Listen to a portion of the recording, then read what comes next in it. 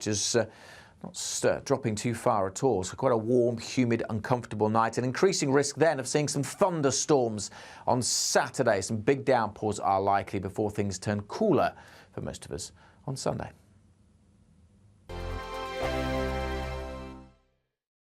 First and foremost, I am a GB News fan, and I was before I was working here. Just love the fact that we're asking the questions that a lot of establishment media won't ask. With a bit of a twist, we not only want to inform you, but we want to keep you entertained. It's worth the drive because you get in and the team's all ready and waiting, they're itching to go, and it's a proper little family. GB News is the people's channel. It's the audience that makes the programme sing. We're giving our viewers and our listeners a voice. I see the thousands of your letters, tweets, emails, you name it, coming in. Britain is broken. How on earth did we get into this mess? But more importantly, how do we get out of it? The establishment had their chance. Now we're here to represent you. It's time for something different.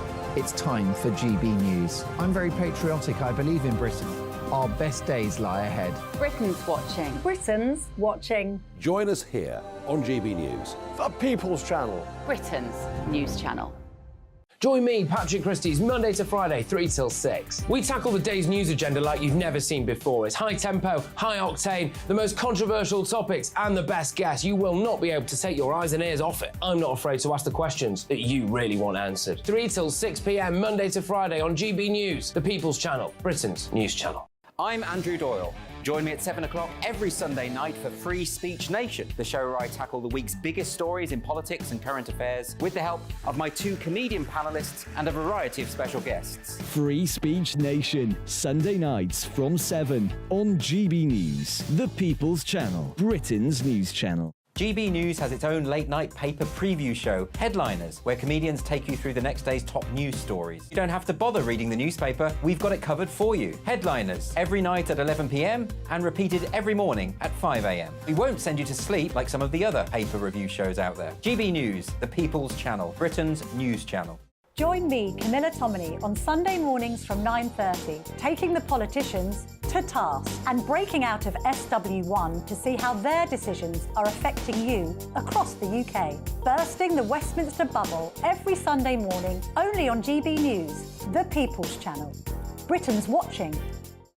Every Sunday from 11, join Michael Portillo. There will be topical discussion, looking at the week before and the week to come. So kick back and relax at 11 a.m. on Sundays on GB News with me, Michael Portillo. GB News, the People's Channel, Britain's news channel. What you get for breakfast is something that, if we do our jobs right, you will wake up to news that you didn't know the night before. It's a conversation. It's not just me and Eamon. We want to get to know you, and we want you to get to know us. From 6, it's Breakfast with Eamon and Isabel. Monday to Thursdays on GB News, Britain's news channel. Hi, I'm Dan Wootton. You can watch me live on GB News Monday to Thursday from 9 p.m. And did you know that you can also watch and listen live on our website, gbnews.com. You'll always be up to date on the latest breaking news, as well as enjoying the best stories, opinions and shows. You can even join the debate under our live player as you're watching. So head straight to gbnews.com on TV, radio and online. GB News, Britain's news channel. Congratulations to GB News Breakfast, voted by you as the nation's best multi-channel news programme at the prestigious Trick Awards.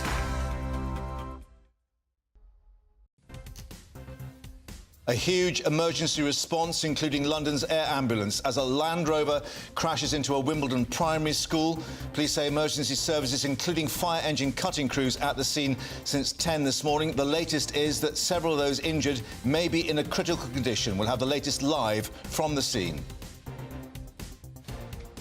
Could Rishi Sunak be facing yet another by-election as Westminster sleaze bubbles back to the surface?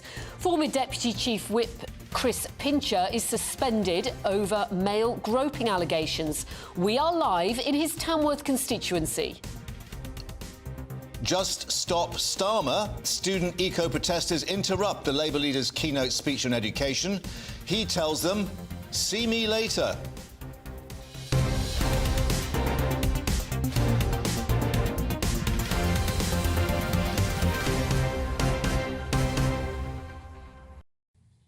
Plus, defend your own boundary. Policing Minister Chris Philp says it's reasonable for fans to protect the event they're watching. So who'll be striking out any protesters at the Headingley Ashes test? All that still to come. First, the very latest headlines with Rhiannon.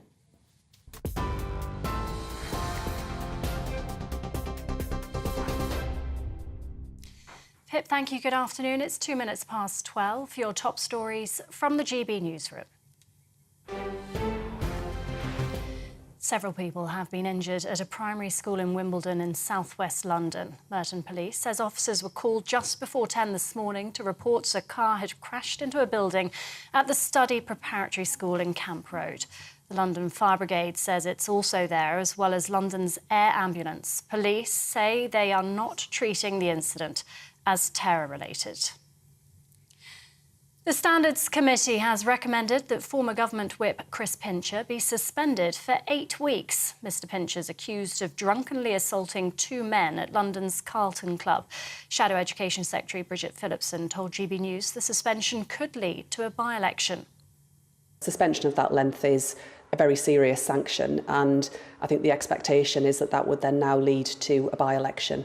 The length of that suspension is very serious. I would also add that I do find it incredibly frustrating that once again we're talking about the inappropriate, completely inappropriate behaviour of a Conservative Member of Parliament.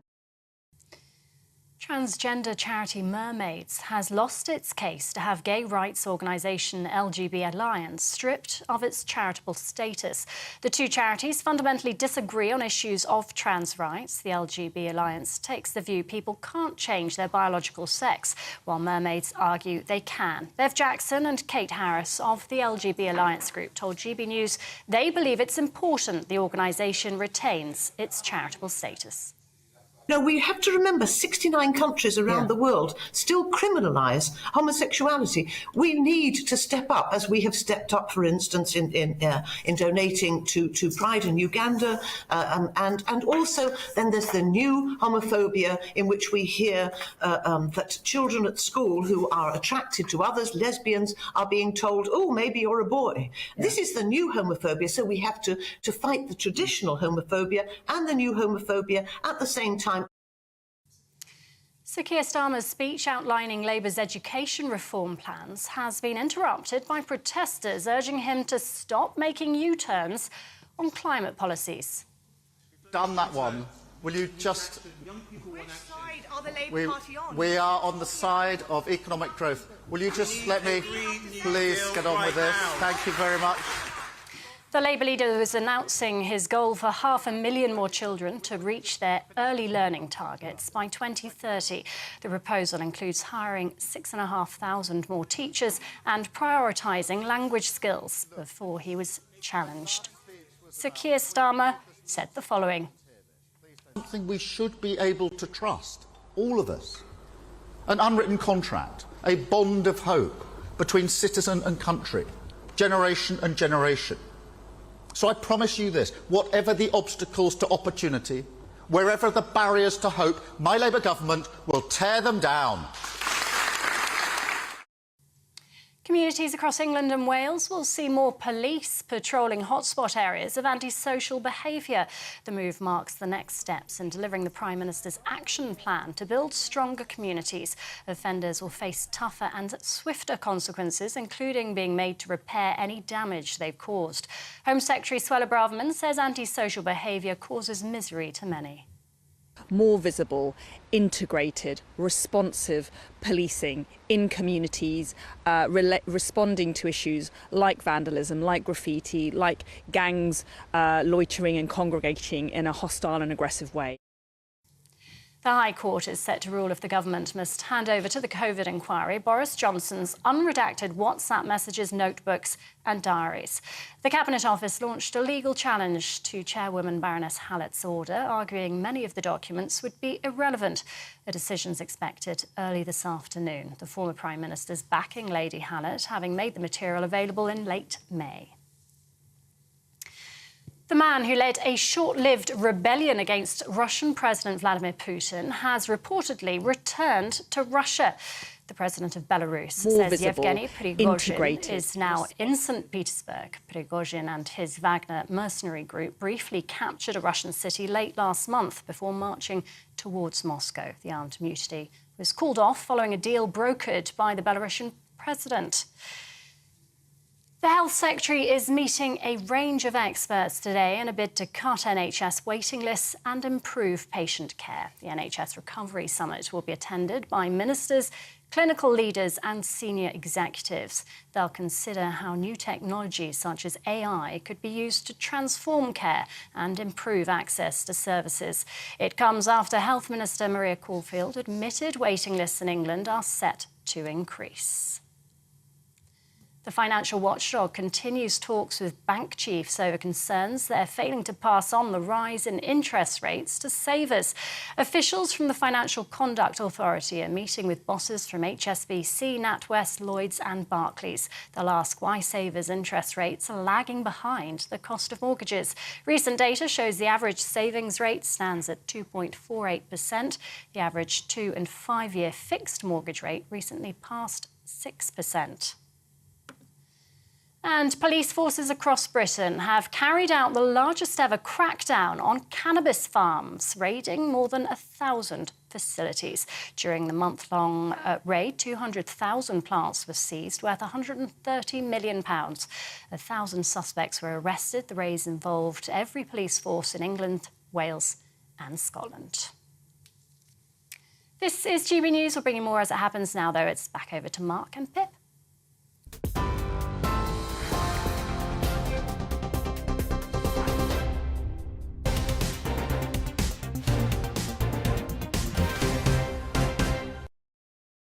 Rhiannon, thanks very much indeed. And let's update you with this breaking news here on the live desk with 9 people, including 7 children, we now know, being treated after a Land Rover crashed into a girls' primary or prep school in southwest London. The local MP, Stephen Hammond, saying he understands a number of those injured in Camp Road in a critical condition. The London Air Ambulance, as well as specialist fire brigade recovery units, have also been involved. GB News' Home and Security editor Mark White joins us in the studio. What's the latest, Mark? I believe it's the last day of term at this school. Yeah, and it's a full emergency response, clearly, to the incident that unfolded just before 10 o'clock this morning. We understand that the vehicle involved is a Land Rover, one of the newer Land Rover makes, that has collided with one of the school buildings. Now, as Mark mentioned in the introduction there, confirmation that out of 9 people injured, so a significant injury toll, 7 of those are children. Now, according to the local MP, Stephen Hammond, he believes that that particular building catered for children aged between 4 and 8. So the younger age range in what is a preparatory school for children aged between 4 and 11. It's part of the study prep group, which have a number of schools. And this particular building, again, we must say this is, according to that local MP, caters for children aged between 4 and 8. Also, worrying news coming through from him in that he has been told at the scene that a number of those who have been injured are reported to be in a critical condition. Yeah, some reports coming through suggesting the driver, believed to be a woman, may have suffered some kind of medical incident behind the wheel, which led to this. But clearly this is a major impact given the number of ambulances, police vehicles and indeed fire brigade cutting units we can see in these pictures. This is a major response, isn't it?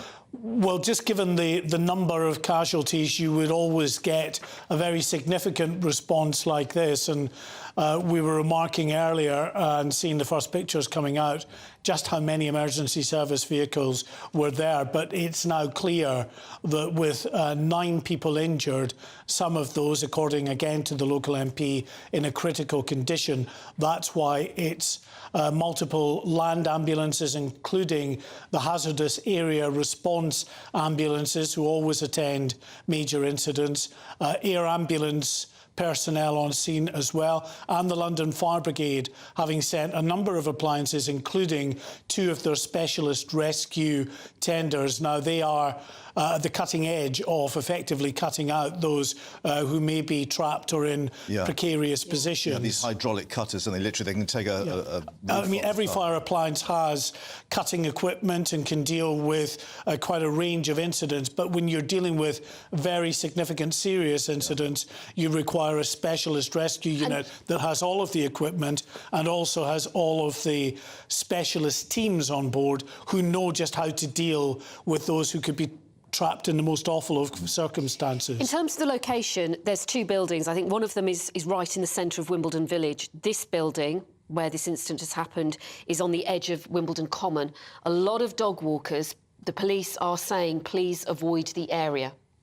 Yes, and the area around the school is, we're told, it's quite a narrow road around the school itself. And in fact, I think the road around the school has a 20-mile-an-hour limit on it. Mark, we're just going to interrupt you because we have Stephen Hammond, the local MP, joining us now, who's been obviously updating people on what's happening. Mr Hammond, thank you for joining us here on GB News. What can you tell us about what you've learned so far?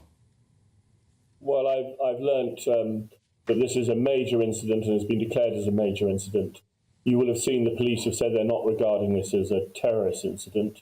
It's terribly distressing and very sad, but I'm grateful for how quickly the air ambulance, the paramedics, the fire service and the police were able to respond.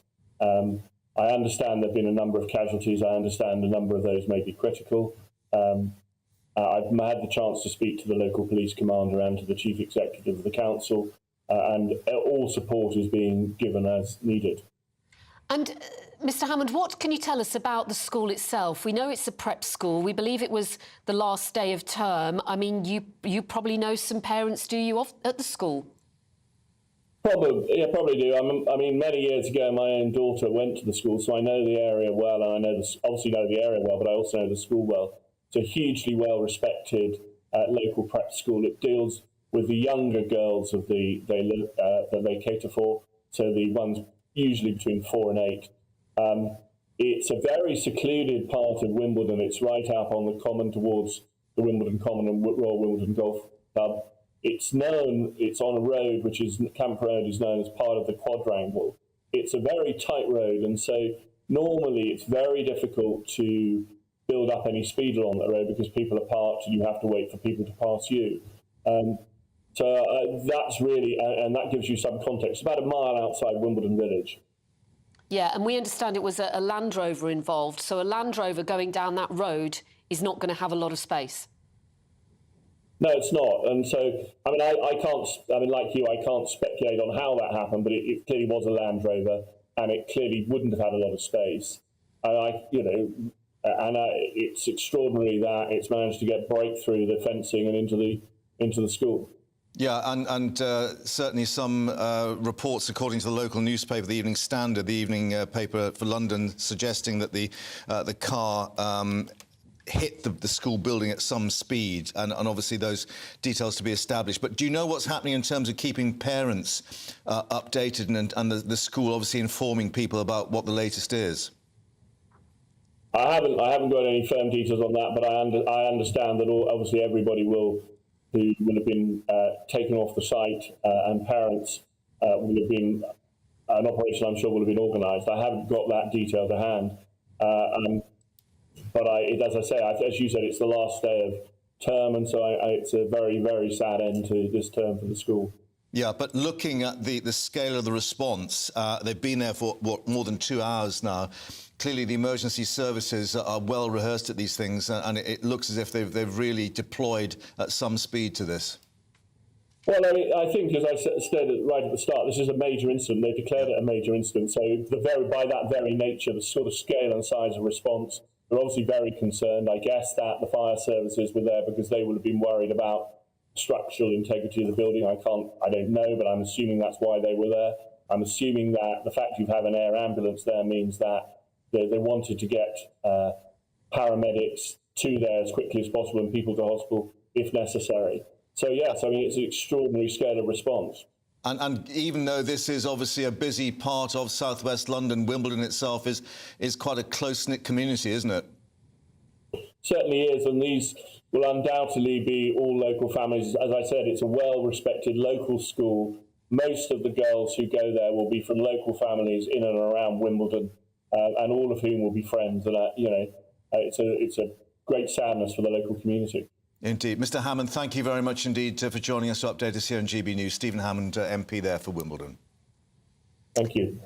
Is any more information coming to you, Mark, at this moment? Well, I note that Stephen Hammond there is talking about it being declared a major incident. That may well be true, but I haven't seen anything from the Metropolitan Police officially to say that that is the case. They normally do make that kind of information available. Their latest update on it doesn't talk about it being a major incident, declared anyway, but they are talking about remaining on the scene of a serious collision. Interestingly, in terms of the driver, they're saying that the driver of the vehicle stopped at the scene and there has been no arrests. Now, that's police parlance in that sense, stopped at the scene. They mean effectively that the driver's not driven off. You know, as sometimes happens in road crashes, you get a fail to stop and they drive off. Whoever that driver is has remained at the scene. It may have been because they suffered a medical incident. Well, unconfirmed press reports certainly that there may have been some kind of medical incident is the way it's being termed. But again, we've got no confirmation of that, and that'll be part of the investigation going on. But, I mean, Stephen Hammond bringing up an interesting point there, and that is the access for all these emergency vehicles to get there down this tiny lane. And clearly, I think we've counted at least 8 ambulances in those pictures that we've had coming through from the Press Association. Yeah, it's clear from the pictures. You can see that they look effectively like country lanes.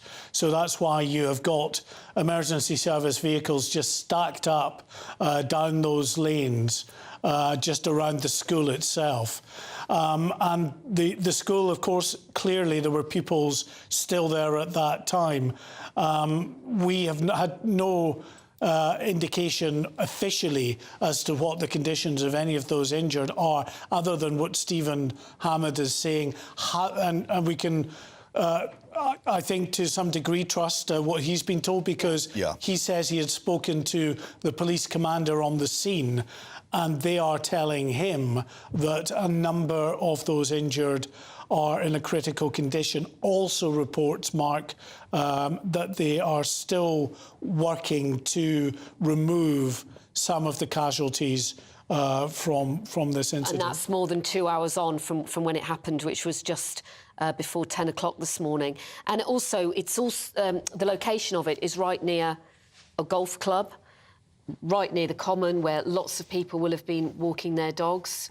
So it does make you wonder who else could have potentially been caught up in this. Yeah, I mean, and in the first minutes after an incident like this, there is obvious concern about, look, could this be, you know, a deliberate act in nature? Could it be terrorist-related? The police were very quick, Mark and Pip, to point out that this was not is not being treated as a terrorist incident, and also just adding that the driver there has stayed at the scene, has not run off or anything like that, and they haven't made any arrests. So I think that tells you all you need, really, about how they're treating this. They're treating this as a terrible accident and not a deliberate act. And I think it underlines how small an area it is, how potentially narrow this lane is, because people are being urged to avoid the area to allow that access for the emergency services. Yeah, I mean, the biggest jam there will not be members of the public, to be honest. There might be some local residents that have come out. You don't really see lots of people getting in their cars and driving down there. The biggest logjam there will be the emergency services themselves trying to get parked up. We see, I think, some of the vehicles on the common itself and others lining both sides of these very narrow roads in that first instance. I think we've just got a live shot coming through, Mark, to actually show a bit more detail about what's going on. And if you are just joining us here on GB News, let's update you with what we've got so far. This is the live shot now looking towards all those vehicles on the common. You can see the fire brigade tenders as well as the police cars and ambulances. As Mark was saying, cutting equipment being used earlier, and all these tenders do have these hydraulic devices to cut through car roofs and so on. But given the number of ambulances and vehicles they're still at the scene, this is clearly something that's still ongoing. Yeah, without a doubt, it's a very good point. If all the casualties have been removed from the scene, you might still have another ambulance still there on standby just in case. But the fact is there's still a very significant multi-pronged emergency service response there. You can see an ambulance there with the fire service, fire officer's vehicle in front of that, and then in front of that is one of the hazardous area response vehicles from London Ambulance Service. That's that Mercedes van there. And just down at the end of the path that we can see, that's one of the specialist rescue units, by the looks of it, at the end there.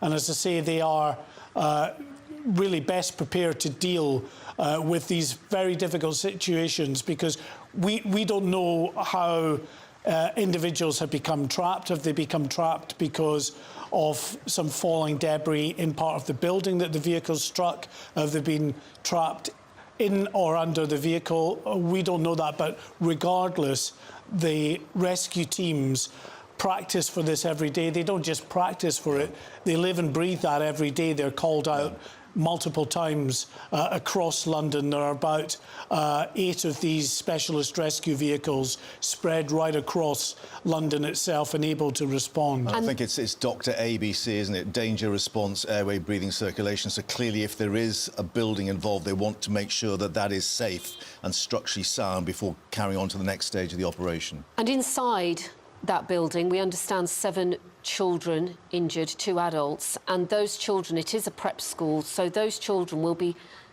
could be very young indeed. I mean, ages range from reception up to year 6. Yes, well, I think that you can see another ambulance coming into shot there, so an indication that this is still a very leaving the blue lights on. Active scene, yeah. So, yes, still with the blue lights on.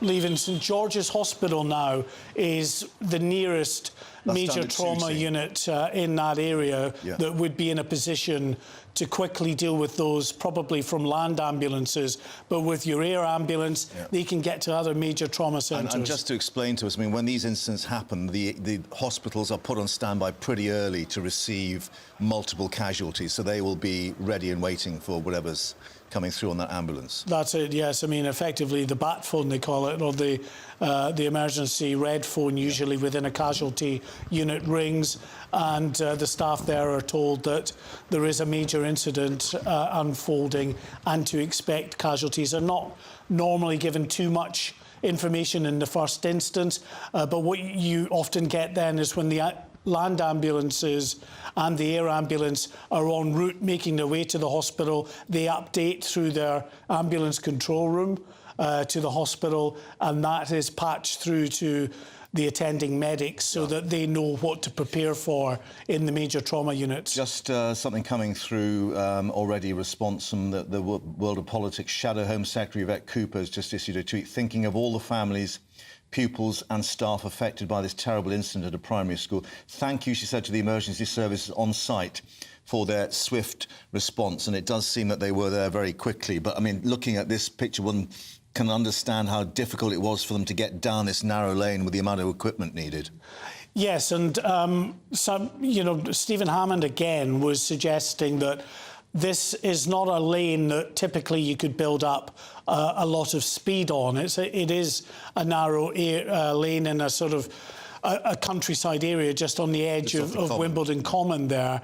But if it is a medical episode, what we sometimes see in crashes like this, if someone suffers the likes of a heart attack or some other very significant and sudden medical episodes, sometimes they just the body reacts and they put their foot down on the accelerator, and we don't know that that is the case but they are confirming that the driver has stayed on scene. I'm just looking at some pictures that are on the internet showing the vehicle actually having gone through what appears to be a fence or some kind of hedging across an area of grass and then into the side of what looks to be a modern building rather than some of the older sort of brick walls and so on that we can see here. As you say, a more modern Land Rover, either a Discovery or Defender, rather than the old-fashioned cars that we think of. So clearly it's maybe gone at some speed or impact to get through what is maybe a fence or a hedge area to reach that building. Looking at the location, it's quite a stretch, quite a way from this narrow lane. If you actually look at where the location is, it's quite a modern building that it appears to have gone into. Yes. It does make you wonder what speed the Land Rover might have been travelling. And, I mean, judging from what we can see, it doesn't look as though that building has suffered any major structural damage. Yeah. So the indication perhaps that those who have been injured were perhaps injured as the vehicle was careering towards the building itself. As I say, that's just one angle. Sometimes these can be a little misleading, but it certainly doesn't indicate that there's been any kind of building collapse of any significance anyway.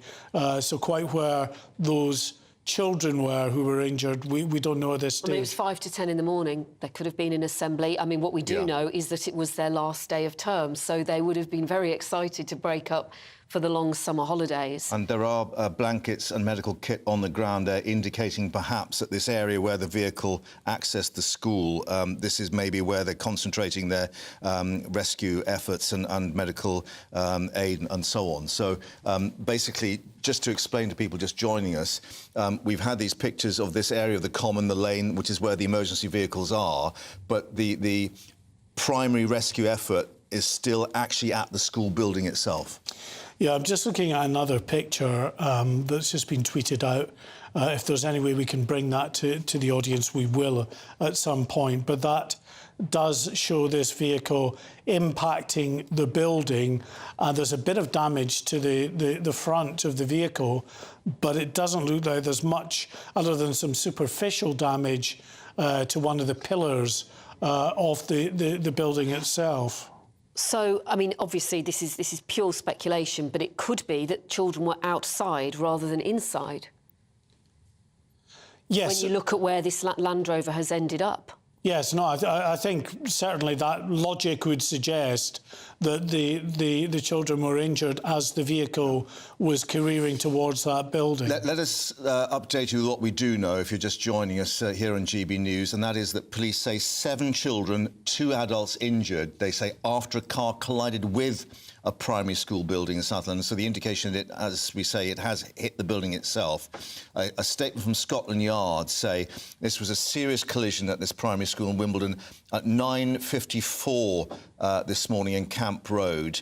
And as we can see from these pictures, a huge emergency response following, with the fire tenders, the specialist cutting crews, London Air Ambulance, paramedics, and indeed, Mark, you were saying, obviously, the specialist officers then that coordinate and oversee this whole operation. Yes, indeed. So, I mean, the hazardous area response units, for instance, you might think in the name, oh, they only attend chemical spills and things like that, but they are senior officers within London Ambulance Service and indeed within ambulance services right across the country, and they take on a role effectively as ground commanders and set up control rooms. They have specialist training some of the time to go into particularly dangerous and hazardous areas. So something like this, if they're working in confined spaces or working with people who are trapped, it would be potentially your hazardous area response paramedics who would be in there working alongside those firefighters. Another ambulance car just moving there, and of course we did see this ambulance with blue lights leaving about 5-10 minutes ago, so this is very much an ongoing operation. We'll keep you updated, of course, on this, but let's get the latest headlines now with Rhiannon.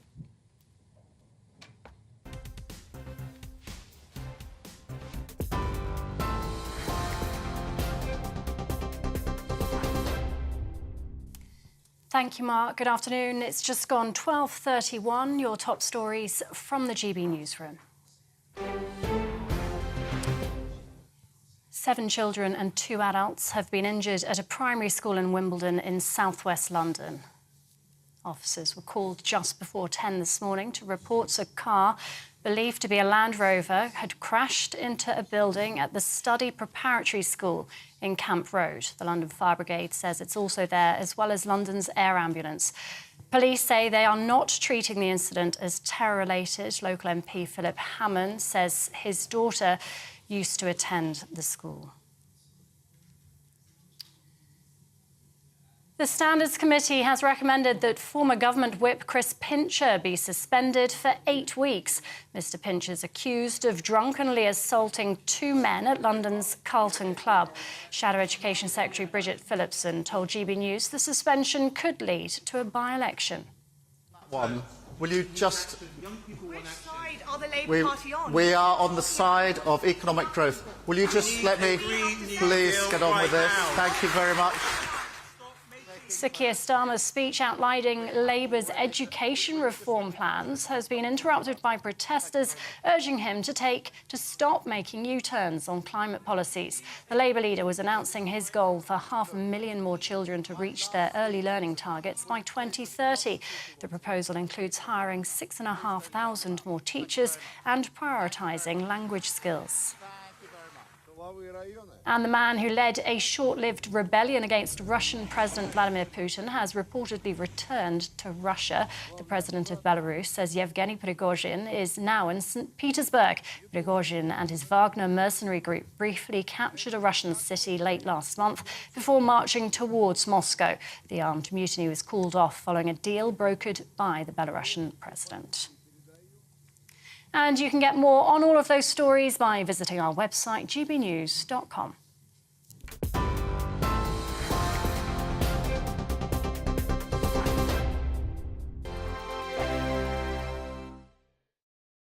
Like all families, we have arguments every now and then, but actually we agree on what the mission of GB News is, and that's the most fundamentally important thing. GB News provides the kind of platform that lets all voices be heard. We don't hold back. We're free to say what we really think. Just because some people who live in a tiny little Westminster bubble think that their particular story is important, that's not the most important story for me. And often they will be difficult stories, stories that you won't find on the establishment media. Because what people think in the north of England may be very different to what they're thinking in the home counties. We're going to carry on telling the world what life is really like for households up and down the UK. We love to be in your car, in your kitchen as you're having your breakfast. Whatever you're doing, you are part of the show.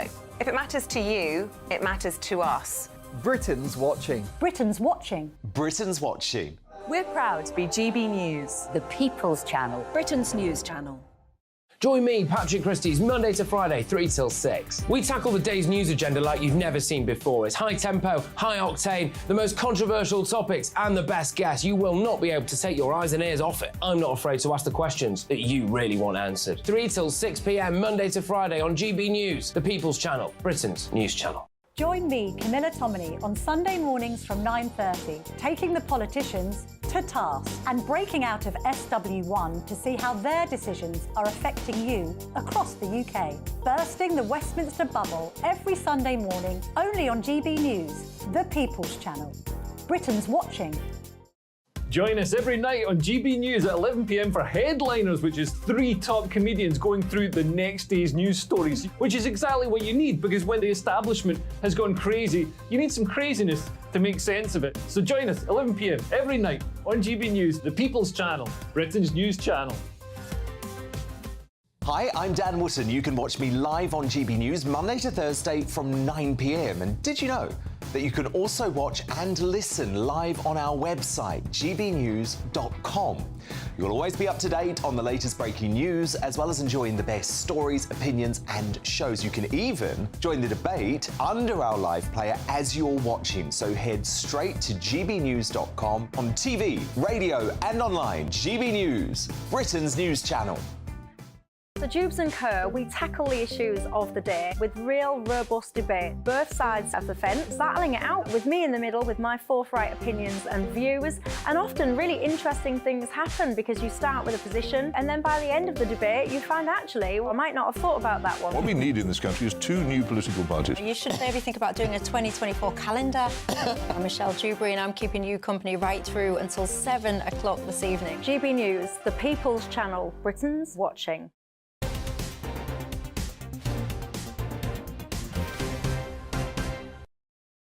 Welcome back to the live desk. Let's update you now on this breaking news with 7 children and 2 adults hurt at the scene here in Wimbledon. This is our shot live there where we are being told by the local MP, Stephen Hammond, several of those hurt are in a critical condition.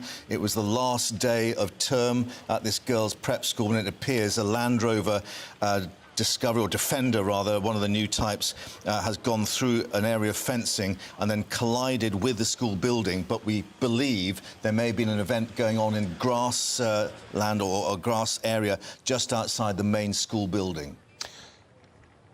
Mark, can we bring you in with what you can tell us? You are across this. Yeah, I mean, I think it's becoming a little clearer what might have happened there, because we were a bit confused seeing 1 or 2 images that appeared to show that building not badly or structurally damaged, and the vehicle not, again, badly damaged either. It seems there are, from 1 or 2 images that we've been able to access, there are tables that have been set up, with one in particular with a white tablecloth across it, outside the front of this building, just very close to the spot where this vehicle collided with the building itself. And it may well have been that there was, because we see this, of course, in schools right across the country, last day of term, events outside just to send the pupils off on holiday with a smile, and it may well have been that there was some kind of event taking place on the grassland at the front of the school there. On the last day of term. And that the vehicle may well have collided with people in that area. This is a prep school. These are children that would range from the ages of 3 to 11. Would have been in great spirits today. When I was at school, you never had normal lessons on your last day of term. It was a fun day. Yeah, and Stephen Hammond suggesting, again, he's the local MP, suggesting that that building that was struck by this vehicle is a building that normally houses those at the school who are aged from 4 to 8. So 4 to 8-year-olds. However, if it was an event outside the school, it could have been the 4 right through to 11 age group. We just don't know that at this stage. But there's also, from what we can see on that grass, there's also yellow tarpaulin that's been laid down on the grass. Now, these are triage areas that they set up. They put the tarpaulin down, they lay the casualties on the grass, on the tarpaulin itself, so they can triage them, treat them according to the severity of their injuries. Yeah. The most severely injured are treated first, of course, and then moved off to another location for more treatment, or indeed to hospital. We've also seen some other images of white blankets around and what looks like it may be a person who's being treated by the emergency services with a sort of triage as well. tent as well, yeah. But that's not a live image, so that person may well have been taken to hospital. And indications, of course, that our live shot saw that ambulance with blue lights leaving about 20 minutes ago. We're just being told that the parents, quite understandably, who are very worried about this situation, have been turning up all morning. When they're arriving at the scene, we're being told they're being asked to register their names and details with a police officer, because clearly, given the size of the school, there may be many children, of course, attending today, and the police have got to go through this process of actually informing parents as to what's happened. We're also just hearing that a large police cordon is in place, stretching onto Wimbledon Wimbledon Common. Officers are moving dog walkers and passers-by away from the scene, and that air ambulance is still on the edge of the common. Number of ambulances parked nearby, as you will have seen from the picture, and by all accounts, eyewitnesses who do live in this area are saying that it is absolute chaos at the moment. There's one local resident who says, my daughter used to go to this school. It's an all-girls school. Wimbledon is like a little village, and for this to happen in Wimbledon is unheard of. The Shadow Home Secretary, Yvette Cooper, she has tweeted saying, thinking of all the families, pupils and staff affected by this terrible incident. Well, I'm told that the Home Secretary, Suella Braverman, will be issuing a statement shortly as well. We've had confirmation from the Metropolitan Police that they are not treating this as a terrorist incident. And indeed, within their latest statement, they say that the driver stayed at the scene and there has been no arrest. So that absolutely gives you all the indication you need that this is being treated as a terrible accident rather than some kind of a deliberate act. Now, we don't believe at this stage that there are any other individuals trapped, and that would stand to reason as well. If we're talking about perhaps people that came by their injuries by being struck by the vehicle as it careered towards the school building, then they wouldn't necessarily be trapped. Although it's possible someone was trapped underneath the vehicle at the school. But we don't believe there are any more people trapped at this time. But they clearly have been triaged, treated at the scene. It's interesting. We've still got apparently about 20 or so ambulances on standby, still in this this area. And it happened nearly 3 hours ago now. It was just before 10 o'clock this morning. Yeah, so in Camp Road, which is the area that we've been showing you in the stills leading to the school, we've still got the two fire appliances, as Mark was saying, with specialist cutting equipment, but it does appear that the vehicle itself is intact. They've not actually done anything to cut anyone out of the vehicle. It appears that what's happened is in this grass area in front of this main school building. Yeah, I mean, you will see, for instance, at a vehicle road crash, many people will have seen images of vehicles that get the roof removed effectively, which is what often happens when people are trapped. It's difficult to reach them. The fire brigade get in with what they call the jaws of life, and they just, these hydraulic cutters are used to remove the window spars. Replace Stephen Hammond.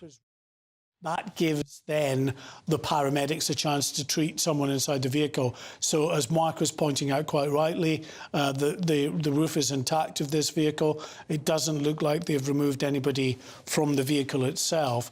And anyway, looking at the damage, although it's clearly been an impact, it doesn't look like a very high-speed impact on the building, judging by the damage, although we should also say, of course, with this type of Land Rover, they're pretty sturdy vehicles. They are, and the road that it would have been travelling down, we understand from the MP Stephen Hammond, we're looking at it now, this is Camp Road, I understand, is, you can see, a very narrow road with, I think that says, a 20-mile-per-hour speed limit, and that is the road that is alongside this school building. Still a massive police presence there. This incident happened at just before 10 o'clock this morning, so nearly 3 hours ago, and still a huge emergency response. We have had a couple of those ambulance vehicles. Well, yeah, they're moving away now. So I just wonder, Mark, whether this indicates perhaps that this triage sort of part of this operation is coming to an end. 3 ambulances, the support vehicle as well, moving off. So it may well be that this part of what's normally quite a well-rehearsed, orchestrated operation is concluding. Yeah, I mean, what you'll always see with a major incident like this, when you've got very significant resources turning up at the scene, they are dealing with the incident, but then when the incident is over, you will often get an on-site debrief, or it'll be a while before emergency services are packing up all of their equipment. The indications we're getting is in terms of the actual rescue operation as such, that appears to be either an end or in its end stages, with the majority, if not all, of those who've been injured taken away from the scene. That's certainly the indication we're getting at this time. A few moments ago, we spoke to Conservative MP for Wimbledon, Stephen Hammond. He said, given the scale of the response from emergency services, he believes this is a very serious incident. This is what he had to say. It's a hugely well-respected local prep school. It deals with the younger girls that they cater for, so the ones usually between 4 and 8. It's a very secluded part of Wimbledon. It's right out on the common towards the Wimbledon Common and Royal Wimbledon Golf Club. It's on a road which is, Camp Road is known as part of the quadrangle. It's a very tight road, and so normally it's very difficult to build up any speed along that road because people are parked and you have to wait for people to pass you. Stephen Hammond speaking to us a little earlier, and of course we'll keep you updated on this continuing operation with the confirmation 9 injured, including 7 children, some of them said to be in critical condition. More on that as we get it. But we are. Sorry, Mark, to interrupt. Mark, you've got something. Suella Braverman has just said, I'm saddened to hear about the tragic incident at the school in Wimbledon this morning. My thoughts, she says, are with everyone affected. She said, I'd like to thank all the emergency responders at the scene at this important time. As she said, it's important now that they're allowed to carry out their investigation. Mark, thank you. We will bring you the very latest on this very serious incident. Now, though, we are going to tell you about the thousands of people that are expected to line the streets in Cardiff today for the funeral of 2 teenagers who died in a bike crash in May that led to a major riot. Well, you may remember Kyrie Sullivan and Harvey Evans being followed by a police van just moments before they were in a fatal crash on Snowdon Road. Well, let's get more now. The national reporter Paul Hawkins joining us in Cardiff on this day. And, of course, Paul, you were down there at that occasion. And now a community coming together to remember these 2 youngsters. Yeah, absolutely. And in fact, if I just step out of shot, you can see the community for yourself coming together. People of all ages. They're expecting thousands this afternoon lining Grand Avenue, which is where we're standing at the moment. The funeral due to start in the church just behind us, the Church of the Resurrection, at 1 p.m. And a procession has already left the side of the church, a procession that involves 8 Rolls Royces, 2 limousines, 4 hearses and hundreds of motorbikes. So I'm sure you'll hear the procession as it nears the church as we get closer to 1 p.m. People gathering, friends, family, the community to remember Kyrie and Harvey. You've even seen a plane flying overhead with a banner behind it saying RIP Kyrie and Harvey, young kings. Now, the service begins at 1 p.m. There are blue ribbons everywhere. In fact, everyone asked to wear blue. That was, of course, the colour of the balloons that were released during that candlelit vigil just a few days after they died. And everyone here wearing blue as well in memory of the 2 boys. The service will be led by Reverend Jan Gould. She's the minister in the church, and this is what she told us earlier. You know, the riots that followed the death of the 2 boys, you know, there was so much focus on Ely, and the community were devastated that this was an image presented of Ely sort of in the wider world, and it doesn't reflect who we are at all here.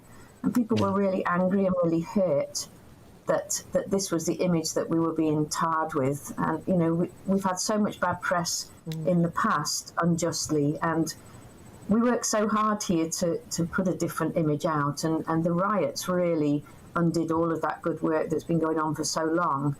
So, yeah. So buses are on diversion. The schools have closed early, and we should just mention there is an ongoing IOPC police investigation into the 2 officers who were seen in that van following the boys on the bike on the day of question. That investigation is ongoing, and that is why the police are have not been involved in the organisation of this funeral. Instead, it's been led by Cardiff City Council. Paul, thank you very much indeed for that. And just to update you that we understand that the 2 boys are going to be buried together in the same grave at the Western Cemetery. That's 2:30 this afternoon. Kyrie and Harvey, of course, having been friends since they were toddlers. So they are being buried together at 2:30 after that funeral service that will be underway shortly. Let's return to this breaking news story that's unfolding this lunchtime in Wimbledon. What sounds like a terrible incident, a very serious incident. 9 people, including 7 children, hurt when a Land Rover crashed into a primary school in Wimbledon. Our GB News Home and Security editor Mark White is following developments. What's the latest you can tell us? Well, I think it's probably worth just recapping on what the Home Secretary, Suella Braverman, just said in the last few minutes. She said, "I'm saddened to hear about the tragic incident at the school in Wimbledon this morning. Now, no one has spoken yet of fatalities with regard to this incident, but the phraseology of that doesn't sound good, sadly." She says, "My thoughts are with everyone affected. I would like to thank emergency responders at the scene. It's important," she says, "that they are now able to carry out their investigation." And also worth reiterating again what the Metropolitan Police say, that this is not being treated as a terrorist incident, that the driver stayed at the scene and there have been no arrests, but still a very significant emergency service presence there at the scene. Yeah, and the Education Secretary, Gillian Keegan, she has now tweeted saying, "I am deeply concerned by reports of an incident at a primary school in Wimbledon this morning. My thoughts are with families, staff and the community involved. I'm hugely grateful for the fast action of the emergency services who are currently at the scene." Another ambulance vehicle, the control car just moving away there. We're now almost 3 hours on, Mark, from when they had the original call. And just to explain to people that it is the practice that for the triage and the paramedics, they treat at the scene. So a lot of the medical help will be actually given at the scene rather than rushing people away immediately in an ambulance. Yeah, this has been a skill set that's been honed over many years, and sadly far too many tragedies over the years, whereby they will get the best of medical support to the area if they can. Sometimes they fly in on the helimed, or they will arrive there by land air ambulances. These these doctors, effectively flying doctors, triage doctors, and they'll be there. We saw it, if you remember, at the time of the death of PC Keith Palmer at Westminster in 2017. When he was stabbed in that terrorist attack. You had those flying doctors who responded to the scene, tried to save this officer's life at the scene, but were unsuccessful. So you're right, Mark, it's all about trying to get specialist help in the crucial first minutes after someone suffers a very traumatic injury, to try to give them the best possible support to stabilise them, is what they're in effect trying to do before they then move them onto hospital, where of course they get the very best of care in the hospital setting. But if you can stabilise a patient before moving them, then their chances of survival are just that more stronger. And what we understand so far could have happened. None of this is, of course, confirmed. It is what we are seeing from video, from pictures, is that this gold-coloured Land Rover collided with the exterior wall of what we understand to be the main hall. Not too much damage, it looks like from the photographs, to the Land Rover, suggesting that pupils were outside when it crashed into the hall. There's photographs of picnic tables that were crushed effectively by this 4x4 vehicle. Yeah, I mean, it's everything really is pointing to the fact that people were outside. Whether it was an end of term get-together or not, we don't know, but certainly looks, from what we could see as you described there, that table with the white cloth over it, it looked like there was some kind of event taking place at the front of that building when this vehicle careered across the grass and into the building itself. Multiple reports now, I should say, that the driver of that vehicle was a woman who's believed to have suffered a medical episode, but not confirmed by the police, but that's being reported widely from the scene now. A large number of police officers still at the scene. We're being told, and clearly one thinks of the parents in these circumstances. And worried parents have been turning up all morning, we're being told. Once they arrive at the scene, we're being told they're asked to register their names and details with the police officers because clearly they're going to have to assess which children were affected by this directly. And given it's the last day of school as well, clearly a large number of the kids have been trying to enjoy their last day together at this primary or prep school here in Wimbledon. And as we were hearing from Stephen Hammond, the local MP, it is a very close-knit community, despite being part of southwest London. It's right on the edge of Wimbledon Common. I'm actually familiar with it because I've walked my dogs many times around that area. Common is massive, but there's lots of residential roads around, but they are very narrow. And that is where the school is situated, right by this narrow road here that has that 20-mile-per-hour speed limit. That cordon seems to be pushed further and further out onto the common, and people are being urged to stay away from the scene. Mark, I think these are fire crew coming up here. Senior fire officers, as denoted by the white helmets that they're carrying there. Another one of the officers with checkerboard-type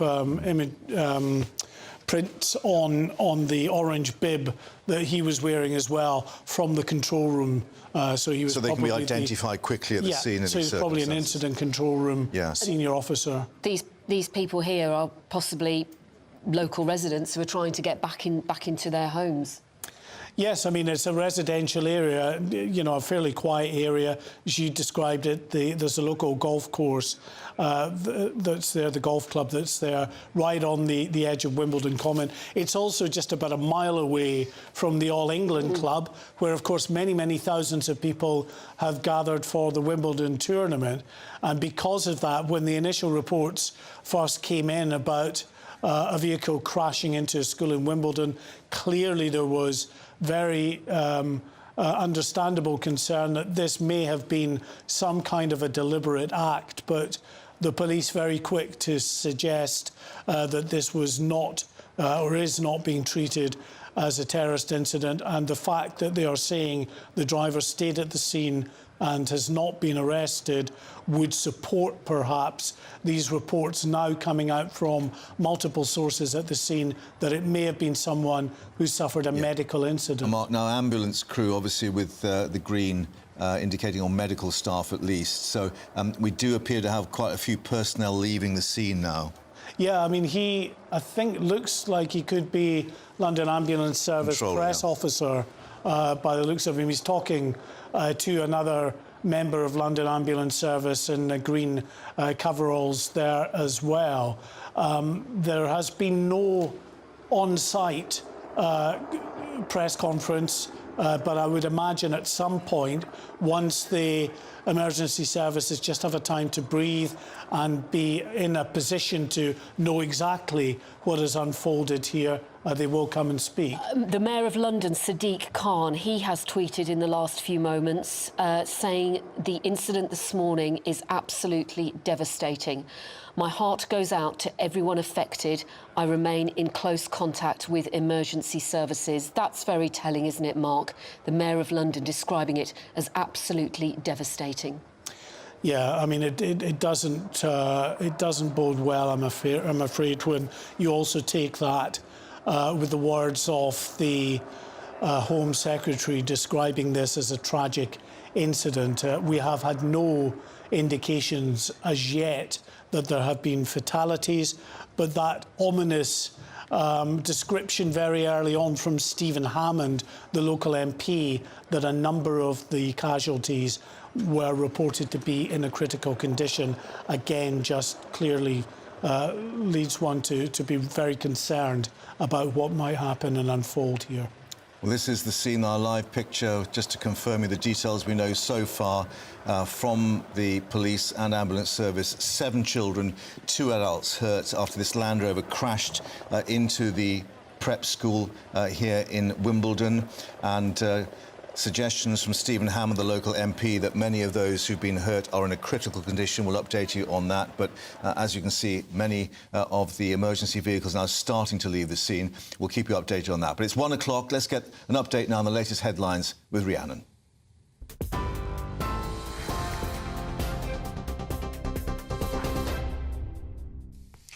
Mark, thank you very much. Good afternoon. It's just gone 1 o'clock. Your top stories from the GB newsroom. 9 people, including 7 children, have been injured after a Land Rover crashed into a girls' primary school in Wimbledon in southwest London.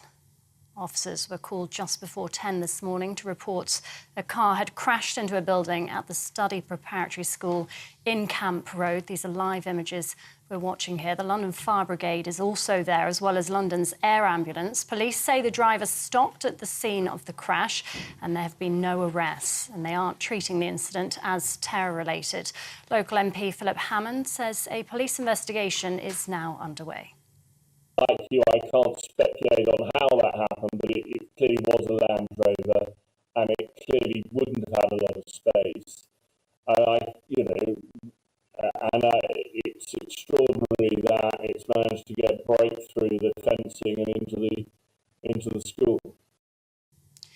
The Standards Committee has recommended that former Government Whip Chris Pincher be suspended for 8 weeks. Mr Pincher is accused of drunkenly assaulting 2 men at London's Carlton Club. Shadow Education Secretary Bridget Phillipson told GB News.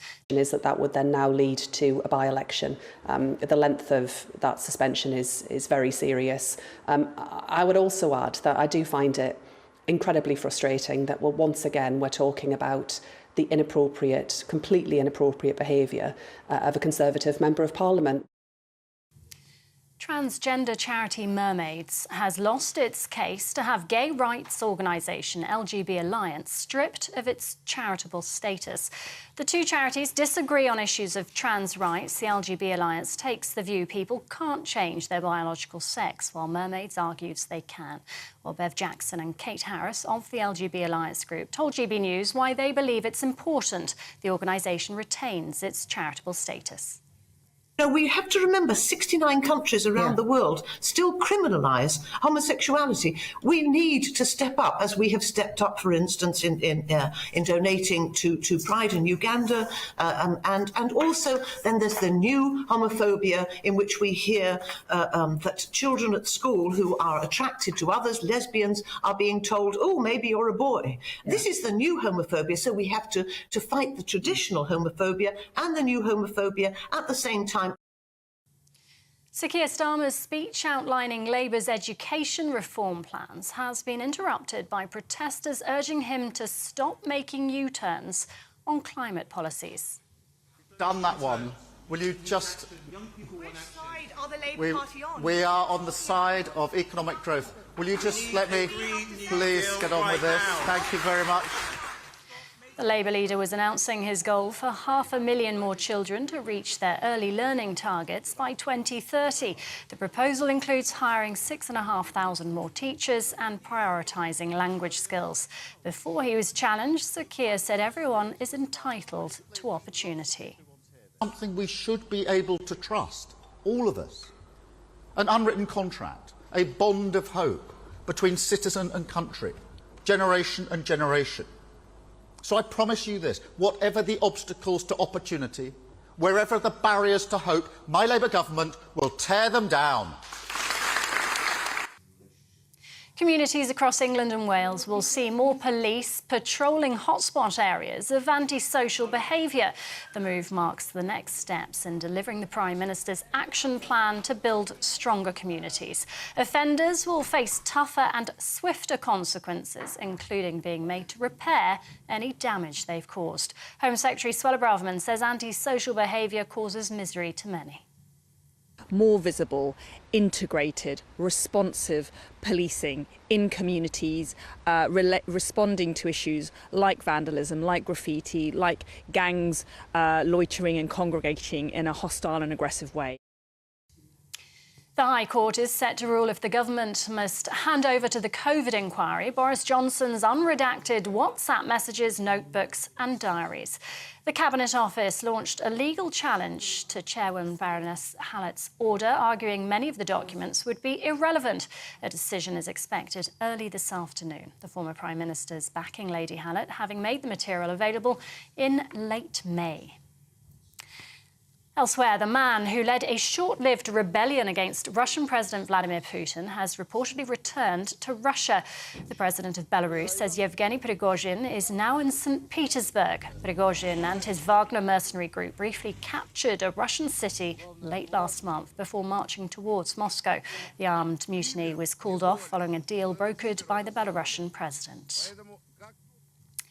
And police forces across Britain have carried out the largest ever crackdown on cannabis farms, raiding more than 1,000 facilities. During the month-long raid, 200,000 plants were seized, worth £130 million. 1,000 suspects were arrested. The raids involved every police force in England, Wales and Scotland. This is GB News. We'll bring you more as it happens now, though. It's back over to Mark and Pip.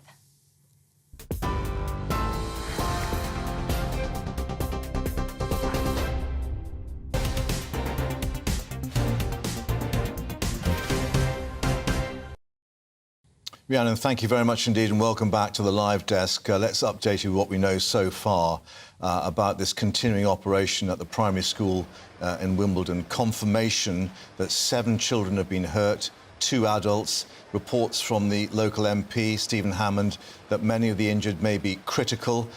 In terms of the operation, many of the emergency vehicles have left the scene now, but they were there for 3 hours. We understand that triage was going on at the scene outside what we believe is Wilberforce House, which is part of the school used to teach children from reception to year 3, so therefore from 4 to 8 years old. And lots of reaction coming in. Mark White is here with the studio from the Mayor of London, from the Home Secretary, even from the Prime Minister, I think, Mark. Yes, indeed. The Home Secretary put out a statement in which she described this as a tragic incident and appealed for the emergency services to be given time to carry out their investigation. She also praised the emergency services for the work they're doing. Now, in calling it a tragic incident, do we read into that there might be fatalities? I'm just not sure. It certainly, is worrying because other indications we've had, and the local MP, Stephen Hammond, being briefed by the police commander, he was told that there are people who have been critically injured at the scene. And again, some of the images that we have seen that show triage areas where people were treated, another where it looks like members of the emergency services are gathered round an individual on the ground holding white blankets, obviously, so that you can't see what's going on there, an indication someone is very seriously injured there.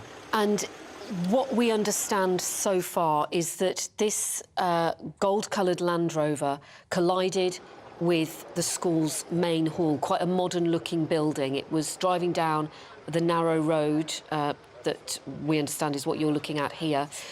The Land Rover collided with this building. It is being suggested that these young children were outside enjoying perhaps a tea party on that last day of term.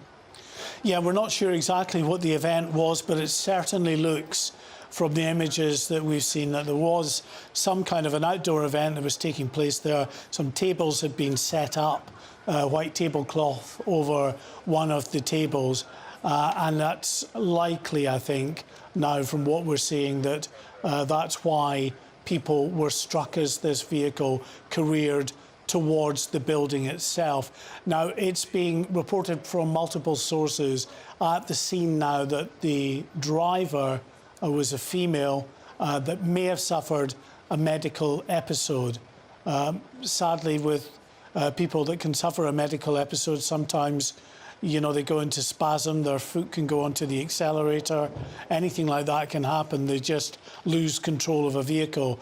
An indication, I think, that there have been no arrests would certainly back up that possible theory that it may have been an accident brought on by a medical episode. But until we actually hear from the police, and it may even be when they actually come to the cameras and decide to chat and give us an indication of what has happened, that they're not in a position to say that as yet either. They have been quick, though, to rule out any deliberate act taking place here, which was, of course, the initial concern when the reports came through, first of all, because we are only about a mile away or so from the Wimbledon tournament at the All England Club. And this school is split into two parts. There's two buildings. One is more in the centre of the village. The other building is on the edge of Wimbledon Common. The head teacher describes it on their website as warm, welcoming, vibrant and imaginative. It's been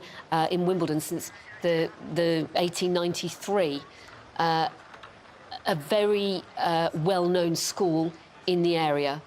And the building we now know, as Mark was pointing out, is a building that housed pupils from age range 4 to 8. Whether they were just 4 and 8-year-olds, 4 to 8-year-olds that were outside, or whether some of the older pupils were there, we don't know. Certainly some adults there because they are amongst the injured. I'm just hearing from my producer saying that several adults have just left the school. Quite what that means, I don't know, because we don't know if they are staff at the school or indeed potentially parents or other family members. Another ambulance control vehicle here, Mark, just coming through the police cordon, which is still in place. Just to explain to you, if you're joining us, this is the end of Camp Road, the access to the school down the end there. A lot of police still here at the scene, despite some of the ambulance and emergency crews moving off. And we're being told that the police are still meeting parents coming up, anxious parents, as the news comes through, to actually get details of their children. Well, a young stroller there with, or is it? No, it's a golf cart, actually, because I think the golf club is actually nearby. Just right next to the school, Mark. Indications, actually, some of the reports that the driver may actually have been driving from the golf course when this medical incident took place, and some children that were left. Yes, they might be children from the school. And this cordon, I mean, people in the area,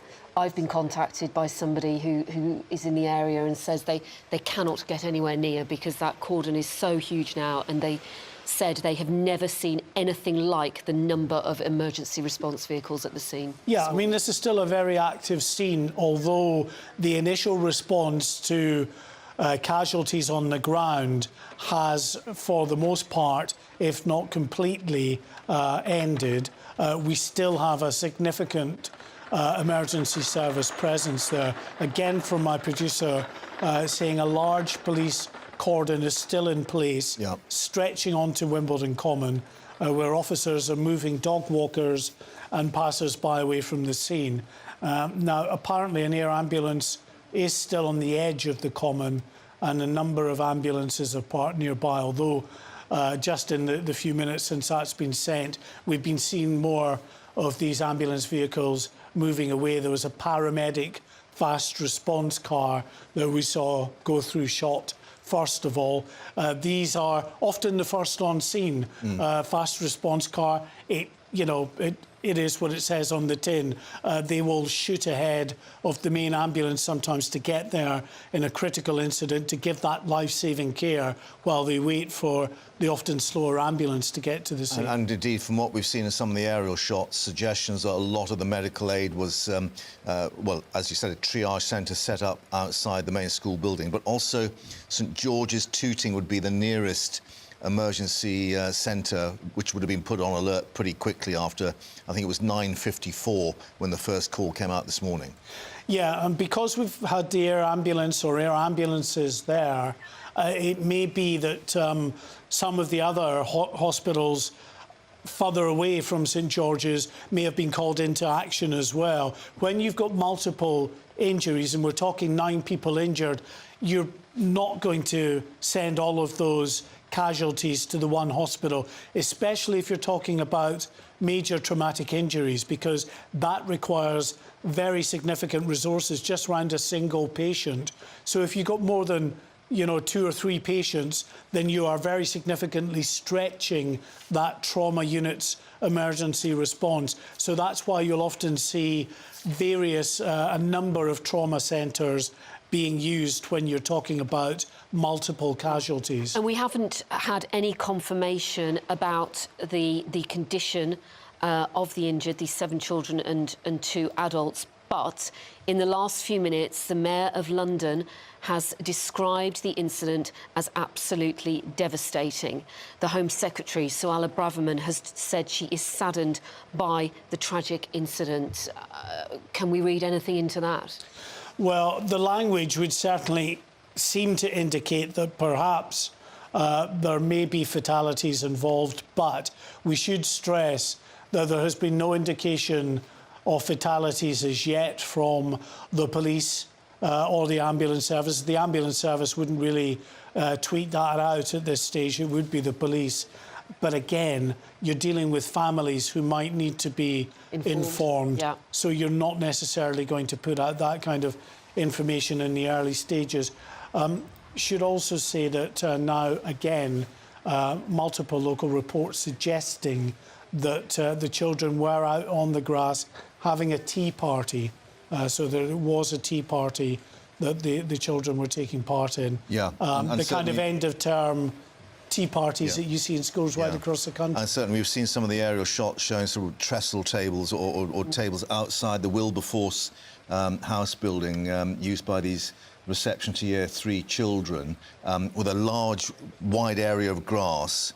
And it appears that the Land Rover has gone through some fencing or some shrubbery and gone straight across the grass and then ended up wedged against the side of the school building. Yeah, now a number of local residents have been telling reporters at the scene that they understand that the driver of the vehicle was a woman that suffered a medical episode, that driver had been leaving this golf club, which is just opposite the school at the time that this incident happened.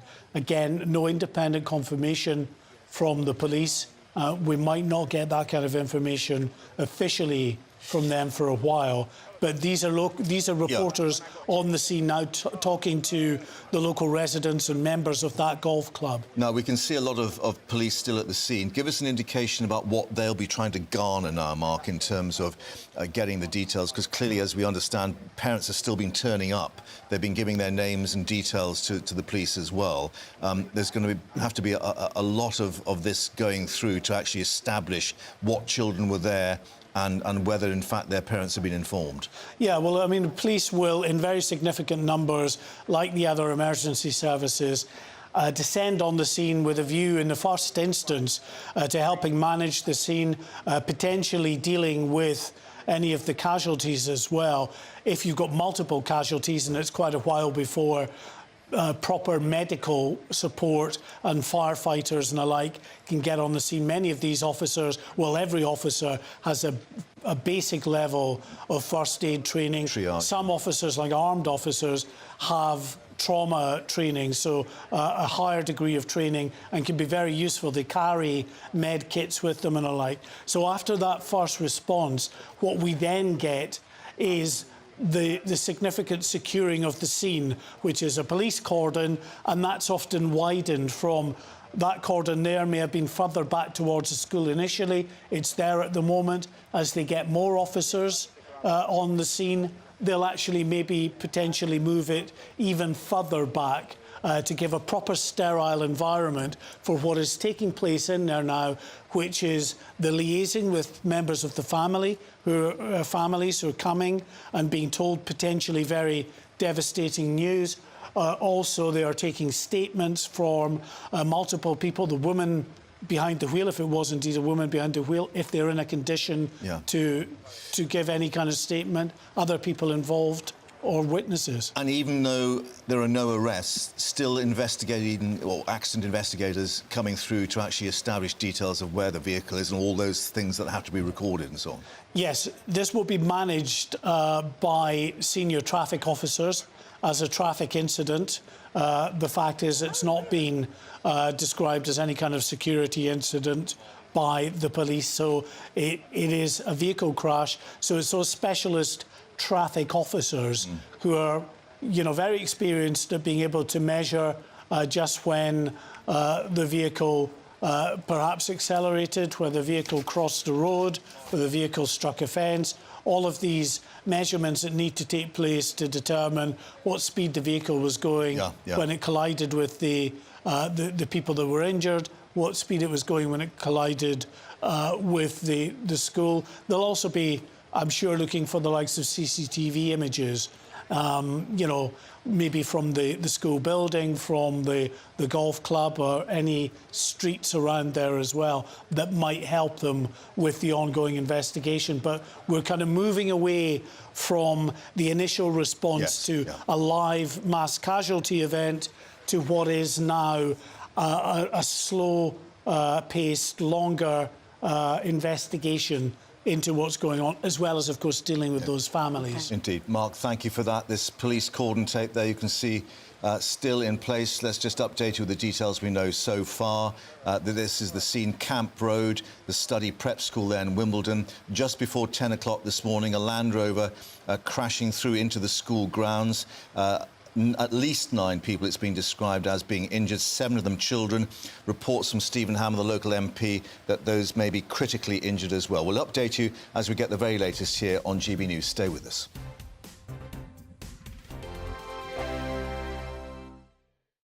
First and foremost, I am a GB News fan, and I was before I was working here. Just love the fact that we're asking the questions that a lot of establishment media won't ask. With a bit of a twist, we not only want to inform you, but we want to keep you entertained. It's worth the drive because you get in and the team's all ready and waiting, they're itching to go, and it's a proper little family. GB News is the people's channel. It's the audience that makes the programme sing. We're giving our viewers and our listeners a voice. I see the thousands of your letters, tweets, emails, you name it, coming in. Britain is broken. How on earth did we get into this mess? But more importantly, how do we get out of it? The establishment had their chance. Now we're here to represent you. It's time for something different. It's time for GB News. I'm very patriotic. I believe in Britain. Our best days lie ahead. Britain's watching. Britain's watching. Join us here on GB News. The People's Channel. Britain's news channel. I'm Andrew Doyle. Join me at 7 o'clock every Sunday night for Free Speech Nation, the show where I tackle the week's biggest stories in politics and current affairs with the help of my 2 comedian panellists and a variety of special guests. Free Speech Nation, Sunday nights from 7 on GB News, the People's Channel, Britain's news channel. The Live Desk with me, Mark Longhurst. And me, Pip Thompson. It's here Monday to Friday on GB News. From midday, we'll bring you the news as it breaks, whenever it's happening and wherever it's happening, from across the UK and around the world. Refreshing, feisty, but with a bit of fun too. If it matters to you, we'll have it covered on TV, radio and online. Join the Live Desk on GB News, the People's Channel, Britain's news channel. What you get for breakfast is something that, if we do our jobs right, you will wake up to news that you didn't know the night before. It's a conversation. It's not just me and Eamon. We want to get to know you, and we want you to get to know us. From 6, it's Breakfast with Eamon and Isabel. Monday to Thursdays on GB News, Britain's news channel. Westminster is going around in ever-decreasing circles, followed by the media. Britain is broken. How on earth did we get into this mess? But more importantly, how do we get out of it? Join me at 7 p.m, Mondays to Thursdays on Farage, here on GB News. We will have open, rational debate. We've got to work out how Britain moves forward from this. Join us here on GB News, the People's Channel. Britain is watching. When the news happens, it happens here. And really important breaking news. Breaking news this morning. On TV, radio and online, the news starts here on Britain's Newsroom. All the biggest stories and the answers that you need from across the UK and beyond. Join Britain's Newsroom from 9:30 on GB News. The People's Channel, Britain's news channel.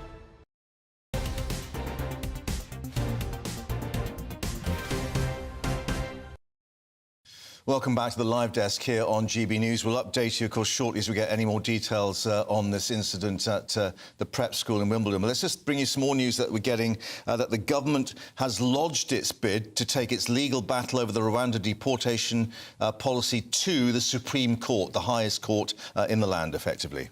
Yeah, ministers are seeking permission to bring that challenge over a ruling that plans to send asylum seekers to the East African nation are unlawful. The Court of Appeal judges last week overturned an earlier High Court ruling which found Rwanda could be considered a safe third country. Now, the Prime Minister, Rishi Sunak, has already said he is very much committed to this plan. He still believes it is the right thing to do. They had until today to lodge this bid, this appeal, and that is what they have done. It's been confirmed. Yeah, under the rules of the Supreme Court, Home Office lawyers needed to actually first ask the Court of Appeal for permission to challenge this ruling. But the government is given the go-ahead to bring the appeal. Lawyers of both sides now to appear before up to 5 justices at this court, which will be held actually in Westminster, and their further decision will follow in writing. But Rishi Sunak, of course, previously saying that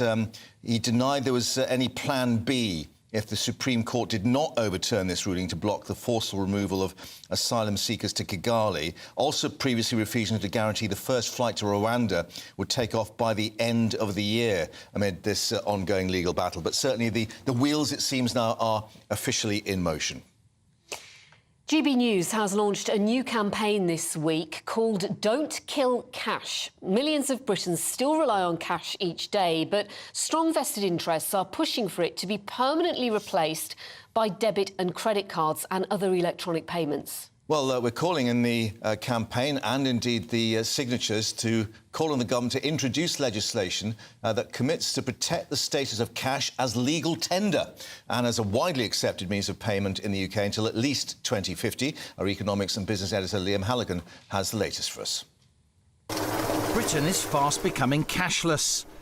In the wake of COVID, more and more shops, cafes and pubs only accept card payments. Yet 5 million of us in the UK still rely on cash, including some of the most vulnerable. Being convenient for poorer paid people, older people, people who struggle perhaps more with technology, cash should always be an option for them. People that are homeless can't get bank accounts, so we rely on cash to get paid when we get benefits. So a cashless society would affect us in quite a big way. It would be great if we could still have cash, but it's not going to happen. By 2030, it's all cashless. Back in 2012, 60% of all UK transactions used cash. With the rise of debit cards and smartphones, that's now fallen to 30%, but that's still 6 billion transactions a year. By 2035, the industry group UK Finance says less than 10% of payments will use cash. And since 2018, 20% of ATMs, bank cash dispensers, have closed, resulting in so-called cash deserts. Just yesterday, train operators warned hundreds of ticket offices will shut. Just the latest businesses keen to avoid the costs of handling cash. That means relying on ticket machines using debit cards or phone apps. But millions don't have a bank account or a smartphone, and lots of older people find the technology baffling. That's why GB News has launched our Don't Kill Cash campaign. I call on the government, says our petition, to introduce legislation to protect the status of cash as legal tender and as a widely accepted means of payment in the UK until at least 2050. In just a couple of days, our petition has attracted over 100,000 names, so we can now push for a debate in Parliament. And now we're going for 250,000 signatures. This shift away from cash is being driven by big firms and tech companies, keen to monitor our spending for commercial purposes. But lots of small firms, especially small retailers, understand that for millions, cash remains vital. If the move away from cash accelerates too quickly, it can leave behind a large chunk of the population and a large chunk of the businesses that deal with them.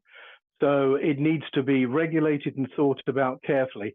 5 million of us rely on cash on a daily basis, and over 1 million UK adults don't even have a bank account. That's why GB News says don't kill cash. And we'd urge you to sign our petition at gbnews.com/cash. Liam Halligan, GB News.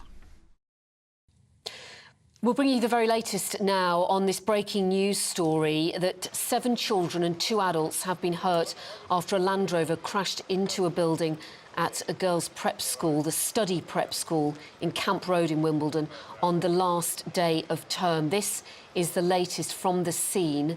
The school, we understand, is at the bottom of that narrow street. This incident happened just before 10 o'clock this morning, where a gold-coloured Land Rover, we understand, crashed into an exterior building of the school, and it's believed that there were children outside at the time enjoying a little tea party on that last day of term. Met Police saying there are officers remaining at the scene. You can see the police cordon there.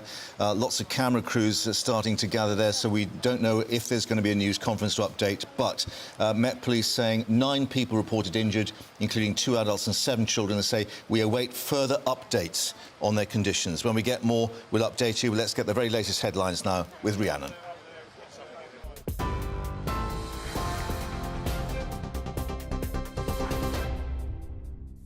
Mark, thank you. Good afternoon. It's coming up to 31 minutes past 1, your top stories from the GB newsroom. As we've been hearing, 9 people, including 7 children, have been injured after a Land Rover crashed into a girls' primary school in Wimbledon in southwest London. Officers were called just before 10 this morning to report a car had crashed into a building at the study prep school in Camp Road. Ambulances, the London Fire Brigade, as well as London's air ambulance have all been there. Police say the driver stopped at the scene of the crash. There have been no arrests and they aren't treating the incident as terror-related. Local MP Philip Hammond says a police investigation is now underway. It's a very secluded part of Wimbledon. It's right up on the common towards the Wimbledon Common and Royal Wimbledon Golf Club. It's on a road which is, Camp Road is known as part of the quadrangle. It's a very tight road, and so normally it's very difficult to build up any speed along that road because people are parked and you have to wait for people to pass you. The Standards Committee has recommended that former government whip Chris Pincher be suspended for 8 weeks. Mr Pincher is accused of drunkenly assaulting 2 men at London's Carlton Club. Boris Johnson's handling of the Pincher affair ultimately led to his resignation as Prime Minister. Done that one. Will you just... Which side are the Labour Party on? We are on the side of economic growth. Will you just let me please get on with this? Thank you very much. Sir Keir Starmer's speech outlining Labour's education reform plans has been interrupted by protesters urging him to stop making U-turns on climate policies. The Labour leader was announcing his goal for 500,000 more children to reach their early learning targets by 2030. The proposal includes hiring 6,500 more teachers and prioritising language skills.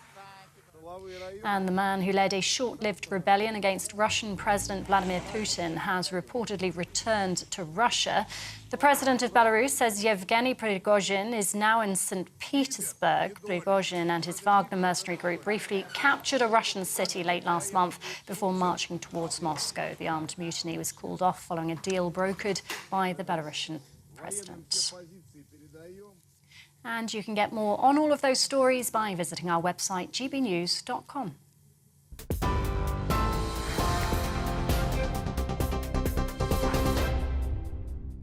Direct Bullion sponsors the Finance Report on GB News for gold and silver investment.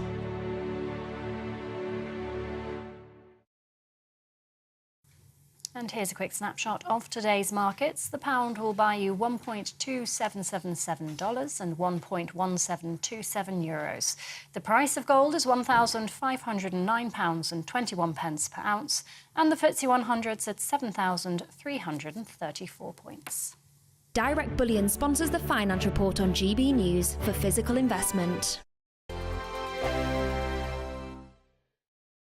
Like all families, we have arguments every now and then, but actually we agree on what the mission of GB News is, and that's the most fundamentally important thing. GB News provides the kind of platform that lets all voices be heard. We don't hold back. We're free to say what we really think. Just because some people who live in a tiny little Westminster bubble think that their particular story is important, that's not the most important story for me. And often they will be difficult stories, stories that you won't find on the establishment media. Because what people think in the north of England may be very different to what they're thinking in the home counties. We're going to carry on telling the world what life is really like for households up and down the UK. We love to be in your car, in your kitchen as you're having your breakfast. Whatever you're doing, you are part of the show. If it matters to you, it matters to us. Britain's watching. Britain's watching. Britain's watching. We're proud to be GB News, the People's Channel, Britain's news channel.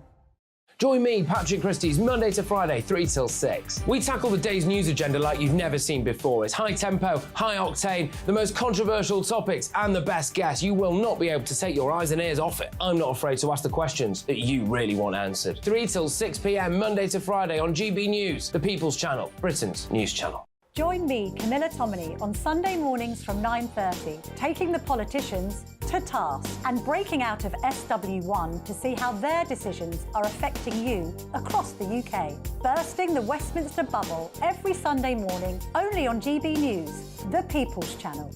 Britain's watching.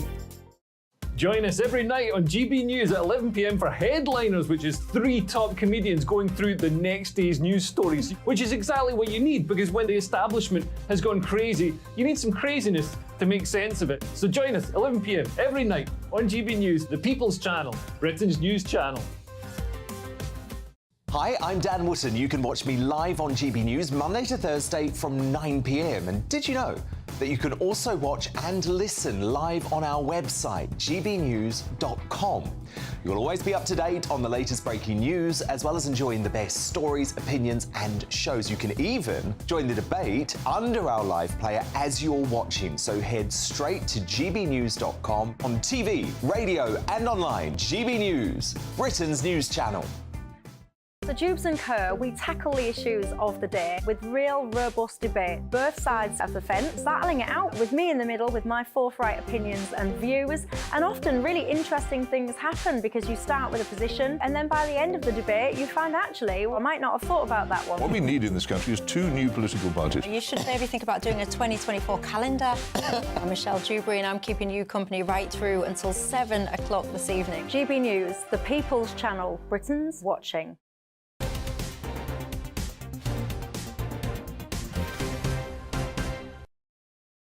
Welcome back to the live desk. Let's update you with the world of politics with Rishi Sunak, who could be facing yet another by-election after Parliament's Standards Committee recommended an 8-week suspension for the former Tory Deputy Chief Whip, Chris Pincher, no less.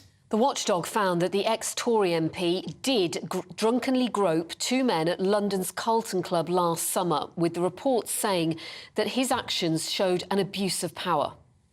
Well, his suspension, the latest headache, of course, for the Prime Minister, the government facing the prospect of at least 5 tests at the ballot box before any general election. Let's get more with our political reporter, Olivia Utley, joining us from Westminster. And, Olivia, just looking at what the committee said on this, especially grave, an abuse of power and deeply inappropriate. I mean, bearing in mind his seniority, if you like, as a former Deputy Chief Whip. Well, absolutely. And one of the many problems for Rishi Sunak is that this brings to mind, it reminds everyone in Westminster of Boris Johnson's behaviour last year when the Chris Pincher story emerged. It was pretty clear that Boris Johnson, as Prime Minister, knew what Chris Pincher had been up to. Pretty much everyone in Westminster had heard rumours of Chris Pincher getting too drunk at occasions and groping young men in Parliament. But Boris Johnson ignored those rumours and ended up promoting Chris Pincher to the position of a whip. Now, the position of a whip is supposed to have some sort of pastoral care responsibility over other MPs. So to put him in that position in particular seems very misguided indeed. And of course, it was that really which precipitated Boris Johnson's downfall. That was the sort of straw that broke the camel's back. His handling of the Chris Pincher fiasco really was what caused all of those ministers to resign and ended up in the former Prime Minister's resignation. Now, of course, because Chris Pincher has already resigned the Conservative Party whip, it's not thought that Rishi Sunak will face too much sort of political political heat for the findings of this report. He was one of the ministers who stood down from Boris Johnson's cabinet as a result of this. But what it does mean is that Rishi Sunak is almost certainly facing yet another by-election. There are 3 by-elections later this month for Conservative MPs who've either resigned in the case of Boris Johnson and Nigel Adams, or been suspended in the case of David Warburton. We're then also expecting another by-election when Nadine Dorries stands down. She's indicated that she will stand down before the election, but is just picking her moment to do it. And now there'll be a 5th by-election for Chris Pincher. Now, normally that Pincher by-election wouldn't pose too much of a problem for the Conservatives because he has a majority of 19,000. That's a really big majority. But of course, while the Conservatives are trailing so far behind in the polls, even majorities of 19,000 look a little bit dicey. And adding to on top of that, that Labour will be throwing everything they've got at this by-election. They want it to look as though Labour has all the momentum. So expect to see thousands of party activists descend on Tamworth, that Staffordshire constituency, and all sorts of shadow ministers going up there in the coming weeks too. It would be a real blow for Rishi Sunak if he lost this by-election. And at the moment, it's looking odds-on likely that he will. And MPs now have to endorse this suspension, don't they? They have to vote. And the Liberal Democrats are calling on the Prime Minister to confirm that he will vote.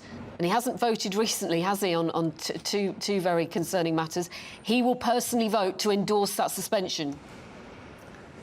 Yes, it's at this point, I think, pretty much a formality. It seems very, very likely indeed that the Commons will pass that vote. We saw what happened last year when Boris Johnson whipped his party not to vote in favour of Owen Paterson's suspension. It was a fiasco, and Rishi Sunak recognised that. So it seems pretty certain that MPs on all sides of the House will vote to pass that suspension, and it seems very likely that Rishi Sunak will vote to pass that suspension too. So that's the first phase. There'll then be, if it passes through the House, which, as I say, almost certain, there'll be a recall petition, which basically puts the ball in Chris Pincher's constituents' court. They will decide whether they want to keep him on as an MP.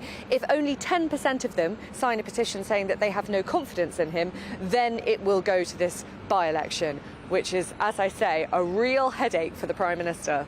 Yeah, although obviously, as we're saying, he's obviously declared he's not going to seek re-election at the next general election. But in terms of him personally, I mean, he's apologised again profusely, I think, is what he said.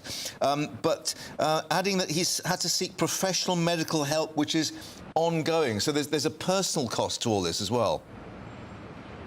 There absolutely is, and that's one of the elements which Boris Johnson has been accused of not picking up on. Chris Pincher was rumoured for months and months, and in fact even years in Westminster, to often get far too drunk at very public occasions and behave very inappropriately towards much younger members of staff. It was being said in the corridors of Westminster that Chris Pincher, needed help, needed some sort of therapy, and instead of sort of guiding him towards that, Boris Johnson actually promoted him to this pastoral position of a whip. So it's a horrible sort of situation for everyone involved. Obviously, most importantly, Chris Pincher's victims, who have talked about feeling traumatised by his behaviour, but also for Chris Pincher himself, it can't be a very nice couple of weeks. Olivia in Westminster, thank you very much indeed for updating us with that. Sir Keir Starmer's speech outlining his plans for education was interrupted by protesters earlier. Yes, one of them a student, no less. The Labour leader saying that children should be taught how to express themselves, pledging to improve speaking skills. And it seems perhaps those activists agreed. They used their voices pretty loudly to call for a Green New Deal. This is how it all unfolded. Reinstate your pledge for 28 billion per year. I gave on the mission on green power. We did that last one. We've done that one. Will you just... Which side are the Labour Party on? We are on the side of economic growth. Will you just let me please get on with this? Thank you very much. Stop making U-turns here. We have already... will you just let me finish this and I'll come and talk to you about it? Thank you very much. We tried to speak to you about it, but you haven't replied to us, Keir. Look, we need a Green New Deal right now. Look, and you keep making my last speech was about this. Will you please? There's lots of people who want to hear this. Please don't drown them out. Please don't drown them out. Thank you very much. Thank you very much. Thank you very much. Well, let's get more with our Deputy Political Editor, Tom Harwood, joining us. It seems it was a just stop Starmer moment, Tom. It was indeed. It rather interrupted the big education day for the Labour leader. He wanted to talk about his new plans to make sure that all schools have these oratory skills and all the rest of it. He wants to put more money into primary schools, state primaries, and tax the private schools as well. But all of that got rather overshadowed by two individuals who broke free from the throng of young people the Labour leader had surrounded himself with for this speech to unfurl a banner that said Starmer stop making U-turns and demanded he commit to a Green New Deal. It was referencing the ambiguity over Labour's pledge to borrow £28 billion a year to invest in the green economy, something that very recently the Shadow Chancellor Rachel Reeves has said she wouldn't do from day one. The first few years of a Labour administration would not borrow that full £28 billion a year, although that hasn't stopped the Conservative Party attacking the Labour Party for saying that by the end of the Parliament they'd be borrowing an extra £28 billion a year. But the nuance of that discussion was rather lost when those two individuals stepped forward, unfurled their banner, and for a very long time had this back and forth with Sir Keir Starmer. It was about a full minute before the security of the building stepped forward and frog-marched the two activists out. It made for quite a tense moment as Sir Keir Starmer was standing there sort of not really knowing how to dismiss these two individuals who had highlighted his recent U-turns. He had to play it carefully, though, didn't he, Tom? Because what he was saying was all about confident speaking and being able to speak fluently. So if he'd have shut them up straight away, he would have ended up looking like a bit of a numpty, wouldn't he? Well, perhaps, although one might say that those two individuals did take a little second to get confident. I was sitting in the third row of that speech and I could see some sort of shuffling and wondered quite what was going on. And it took a good few seconds for them to step forward, get organised, have that banner actually unfurled before they started to interrupt the Labour Party leader. No doubt it was quite a nerve-wracking thing for these two young people to do. But yes, they really did get into the spirit of it. And Sir Keir Starmer didn't, at the start of it, quite know how to respond. He did have quite a good line by the end of it, referring to, of course, his other mission. The reason why we're here in Medway today isn't just because the Labour Party won this council back in the local elections in May. It's because this is a series of speeches the Labour Party leader is giving around the country. This is speech number 5 on mission number 5, which is about opportunity and education. But last month he gave a very similar speech about the green economy and green investment. And so that's what he was saying to those two protesting interrupters, that actually, you're at the wrong speech. You should have come and spoken to me a month ago when he was talking about what he would do to invest in green energy. That's that's the third of his 5 missions. They're not quite as catchy, perhaps, as the Prime Minister's. We don't hear Sir Keir Starmer rolling them off the tongue again and again at every single opportunity he has. But those 5 missions are about economic growth, crime, the NHS, green energy, and indeed, as we heard today, education. And maybe an additional 6, stop the students, who knows. Tom, for the moment, down in Gillingham and Kent, thanks very much. And, of course, we'll continue to see what the reaction is to that speech. Thank you. Now, the mystery gets ever deeper because the man who led a short-lived rebellion against Russian President Vladimir Putin has reportedly returned to Russia. Yes, because the president of Belarus, Alexander Lukashenko, claimed that the leader of the Wagner Group, Yevgeny Prigozhin, has been moving freely in Russia, as he said, despite the deal to relocate with his fighters in Belarus. Indeed, his palace and offices in St. Petersburg raided by Russian police. They found assault weapons, ammunition, gold bars, several wigs, and a stuffed alligator. Well, what else do you keep in your own pad, of course? Joining us now to discuss this is Russian journalist Alexei Virua, who is live from Moscow. Alexei, thanks for joining us on GB News this afternoon. What can you tell us about where on earth Wagner is? And actually, more importantly, what did he need all those wigs for? Hello. Well, I don't know, because maybe because he's bold. to begin with, but second, obviously, to conceal his true identity. Nobody really knows where the head of the Wagner Group, Mr. Prigozhin, is right now. One thing we know for sure, the Belarusian president, Alexander Lukashenko, today, he said that Mr. Prigozhin is not in Belarus. And we remember the deal brokered by the Belarusian president. According to the deal, Mr. Prigozhin had to leave to Belarus, and the criminal prosecution was dropped against him and his soldiers. But, well, now apparently he is running at large here in Russia, in St. Petersburg in particular, which is his home city, actually. According to some unofficial sources, I received information that Mr. Prigozhin was actually given the 1st of July as the deadline to finalize all his affairs in Russia and then leave to Belarus. But what's actually going to happen now, since, well, from what it looks like, he's not going anywhere. He's staying in Russia.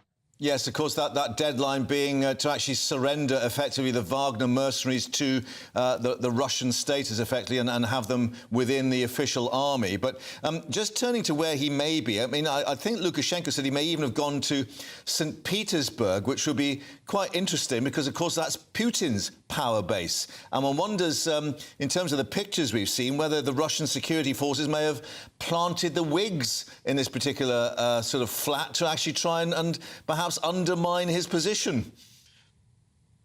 I don't know. I think the Whigs are his. Another interesting example from Russian history, when Alexander Kerensky had to flee from St. Petersburg dressed as a woman when the Bolsheviks... Have we lost Alexei? Can you hear us okay? I think we've lost the link, which is suspicious in itself, with Moscow, just as we were talking about the Whigs. We had a good look at those, didn't we? Can we just get those pictures again and let you just enjoy Mr. Prigozhin as one might see him on the streets today of St. Petersburg or Moscow? Have you seen a man who looks like, wait for it, this, or even looks like this? I don't think he's going to get very far. Like a sore thumb, wouldn't he, walking around like that? Anyway, apologies for our losing our link with Moscow, but we'll stay on the trail of Mr. Prigozhin and see where he is and, what's more importantly, what he might be doing as well. Now, to the King and Queen, because they are continuing their Scottish royal tour today by visiting the Great Tapestry of Scotland, 10 years since it was completed. Well, the country marking, of course, the King and Queen's coronation yesterday with that procession and that ceremony of thanksgiving and dedication at St Giles Cathedral in Edinburgh. And there is the King, of course, with that crown. And, of course, we had the Elizabeth sword as well, which was featured, that brand new sword, because the Sword of Scotland, we're told, was just too frail to be moved back up to Edinburgh. This wonderful occasion there inside the cathedral. But the focus turning now to Selkirk, and our Scotland reporter Tony Maguire is there. And Tony, it's not just about the tapestry, but it's about, as we can see behind you, tartan today. Yes, that's right. Good afternoon, Mark and Pip. It's very much about tartan, and you know we've seen King Charles on his last few visits to Scotland don a variety of tartan. The Stuart, the hunting Stuart, is one of certainly his favourites, and of course the James Edward Stuart tartan as well, which he wore up in Scotland around the time of his late mother's funeral. So he is very bonny about wearing a kilt once he crosses by Carlisle. And certainly here today, where he spent about 45 minutes at Loch Carron of Scotland in Selkirk, he went around meeting the staff and he got a tour of the facility, and I believe, speaking to the staff, that he got to ask quite a lot of questions as well about the production, and it's quite an all-singing, all-dancing facility here in the Borders. Today was one of about 3 different engagements that he had in the Borders. The first one, as you mentioned there, being the tapestry.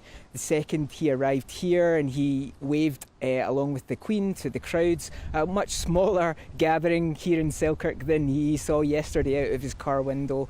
But certainly he appreciates crowds all sizes, big and small. And then he is on his way, I believe he's up there now, he's opening up a market up in Selkirk along the square, and he's taking part in the traditional casting of the colours dance, where he's going to be seeing the local community come together in this quite tradition for this part of Scotland. So quite nice to see him after all the bluster of Edinburgh and the capital chicanery over the last few days, for him to come down and weave his way through the Scottish borders to see some of the smaller communities. And certainly the love for the royal family here is anything but less than up the north. The protesters, not a yellow banner to be seen, I gather. It was somewhat amusing, actually. Obviously, there was some police here this morning making sure that the way was clear, and about 2 minutes before the King's cavalcade arrived, there was a yellow pickup truck started making its way down the road, of which you can see about my 11 o'clock here. Thankfully, it was just for one of the many lumber yards that line the road along here, but I think the police here had a very loud, audible sigh of relief that wasn't something more. OK, Tony, thank you very much indeed for updating us there in Selkirk, and we're bringing the pictures, of course, as we get more from that royal tour in Scotland. Thank you. Stay with us here on the live desk on GB News, where we will be bringing you the very latest from Wimbledon, where a car this morning crashed into a primary school. We understand that 7 children and 2 adults were hurt. It has been described by the Mayor of London as an absolutely devastating incident. Stay with us. Hello, I'm Alex Deakin. This is your latest weather update from the Met Office for GB News. Most places fine and dry today. There are a few showers around, but they're fading. One place that's going to turn wet and windy, though, is Northern Ireland, thanks to this area of low pressure. There's another one waiting in the wings for the weekend as well. But this one is moving in through the day today, already bringing a lot of cloud, and as the isobars squeeze together, the winds will be picking up. So a wet and windy afternoon for Northern Ireland, some of that rain getting into southwest Scotland. Now, elsewhere, we do have 1 or 2 showers across central and northwestern parts of Scotland, 1 or 2 scattered across England and Wales earlier, but they're fading. And for most places here, it's a dry and a bright day. Quite a bit of cloud, but with some sunny spells in the south. Temperatures stumbling into the low 20s. A cool feeling day, though, in Northern Ireland, just 15 or 16 here. And that rain likely to be quite heavy for a time, particularly through this evening, spreading into Scotland as well, so turning wet and windy here before midnight. Some of that rain will affect parts of northwest England, north and west Wales, but most of England and Wales likely just to stay dry with clear skies. Temperatures likely to hold up in the teens. So quite a warm night, and that is a trend as we head into Friday. It could be a hot one across the east in particular. Outbreaks of rain across Scotland and Northern Ireland initially, starting to edge away through the day, so probably a drier day in Belfast, but further west across Northern Ireland, there's likely to be some rain. Even some heavy thundery showers could break out. 1 or 2 big showers likely across Scotland, but things also generally turning drier here. And for most of England and Wales, a sunnier day and a hotter day. Temperatures in the east likely to get close to 30 degrees Celsius. The heat and humidity building then as we go through tomorrow. And we'll notice that, I suspect, on Friday night, with temperatures not dropping too far at all. So quite a warm, humid, uncomfortable night. An increasing risk then of seeing some thunderstorms on Saturday. Some big downpours are likely before things turn cooler for most of us on Sunday. I joined GB News because I was sick and tired of not hearing my views being represented, not just mine, but so many people that I knew and spoke to. I just couldn't get my voice out there. I couldn't say anything. I couldn't do anything. Whatever the narrative was, I kind of had to follow it. GB News is there to provide a voice for those who have been ignored by the establishment media. We think different things, we've got a different style. GB News is here to be optimistic and positive about the future. It's real kind of dynamic and flowing, with the audience very much at the heart of it, like a big family. Here at GB News, we talk about the things that matter to you. Hearing the voices from right across our towns and cities, especially our towns. All sides of the argument represented with a heavy dose of opinion. We're on a mission here to make a difference. And the GB News family really is here for you, and whatever time of day you can watch or listen. Britain's watching. Britain's watching. We're proud to be GB News. The People's Channel. Britain's news channel. Monday to Thursday, 9 p.m. till 11 p.m. Join me, Dan Wootton. I'll bring you the sharpest takes and hottest debates. Do you not believe in prison? I don't believe in prisons. I'm completely stunned. I guarantee you there'll be no spin, no bias, no censorship. I actually was personally quite offended by it. And no reason to go to bed. So I guess they've always been quite woke. That's Dan Wootton tonight on TV, radio and online. Monday to Thursday from 9 p.m. till 11 p.m. on GB News. The People's Channel, Britain's news channel. Weeknights on GB News from 6 p.m. You'll always get drama. Please stop, Michelle. I know, yeah. Please stop. Should I just shut up? Romance. You like me, I like you. There you go. There you are. Well, don't tell anybody. Adventure. Etc. That's the whole point. But and action. Sergeant, read my superstar panel. They're already at it. They're fighting. It's going to be quite a show. Only on GB News. Britain's watching. In a world of dull and predictable radio and TV shows. Oh, hi. On Mark Dolan tonight, we've got big guests. We drill into the big stories of the day.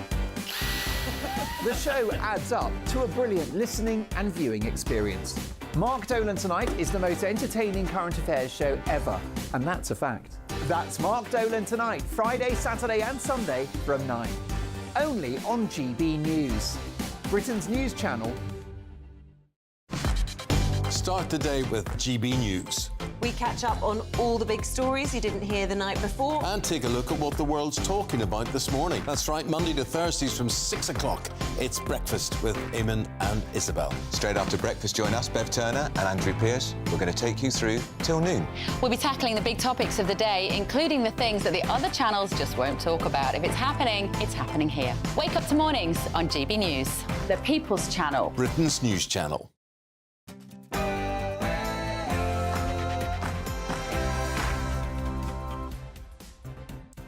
Seven children are among 9 hurt after a Land Rover crashes into a primary school in Wimbledon on the last day of term. The local MP, Stephen Hammond, tells GB News that some of the injured are in a critical condition. The police say the driver did not leave the scene. It's feared she may have suffered a medical incident before the crash. The Home Secretary says she's saddened by the tragic incident, but thanked the emergency workers at the scene. We'll bring you all the latest as we get it.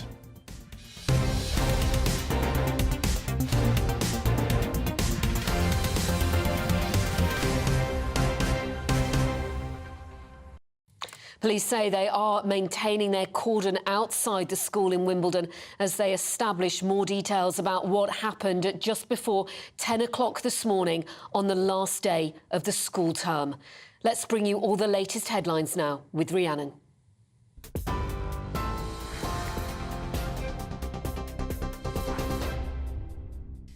Pip, thank you. Good afternoon. It's 2 minutes past 2. Your top stories from the GB newsroom. 9 people, including 7 children, have been injured after a Land Rover crashed into a girls' primary school in Wimbledon in southwest London. Officers were called just before 10 this morning to reports a car had crashed into a building at the Study Prep School in Camp Road. Ambulances, the London Fire Brigade, as well as London's Air Ambulance have been there. Police say the driver stopped at the scene of the crash. There have been no arrests, and they aren't treating the incident as terror-related. Local MP Philip Hammond says a police investigation is now underway. It's a very secluded part of Wimbledon. It's right up on the common towards the Wimbledon Common and Royal Wimbledon Golf Club. It's on a road which is, Camp Road is known as part of the quadrangle. It's a very tight road, and so normally it's very difficult to build up any speed along that road because people are parked and you have to wait for people to pass you. The Standards Committee has recommended that former government whip Chris Pincher be suspended for 8 weeks. Mr Pincher is accused of drunkenly assaulting 2 men at London's Carlton Club.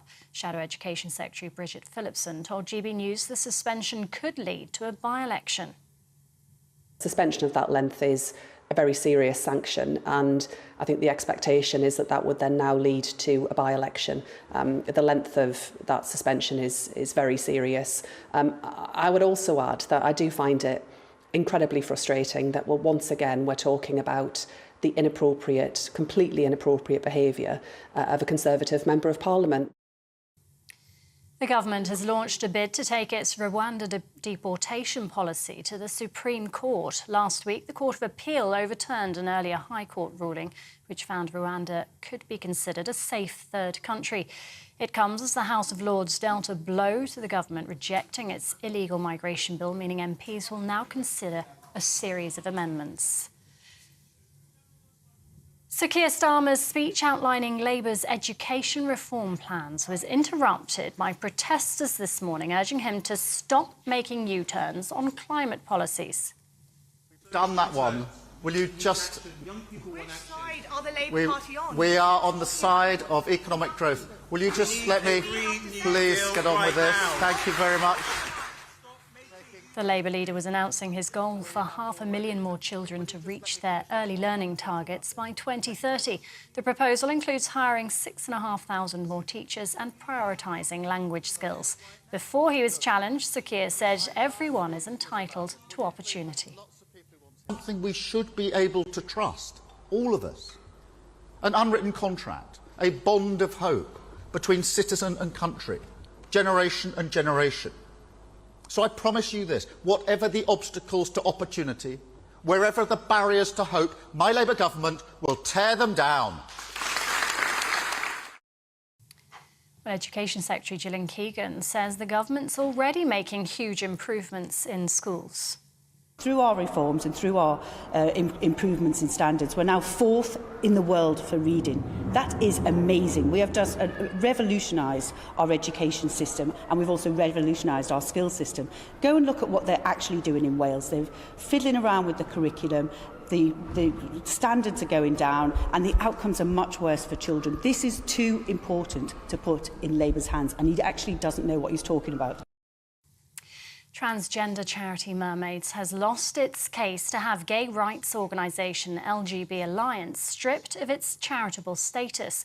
The two charities disagree on issues of trans rights. Bev Jackson and Kate Harris of the LGB Alliance group told GB News why they believe today's decision is so important. No, we have to remember 69 countries around the world still criminalise homosexuality. We need to step up, as we have stepped up, for instance, in donating to Pride in Uganda, and also then there's the new homophobia in which we hear that children at school who are attracted to others, lesbians, are being told, oh, maybe you're a boy. Yeah. This is the new homophobia, so we have to fight the traditional homophobia and the new homophobia at the same time. This is GB News. We'll bring you more as it happens now, though. It's back over to Mark and Pip.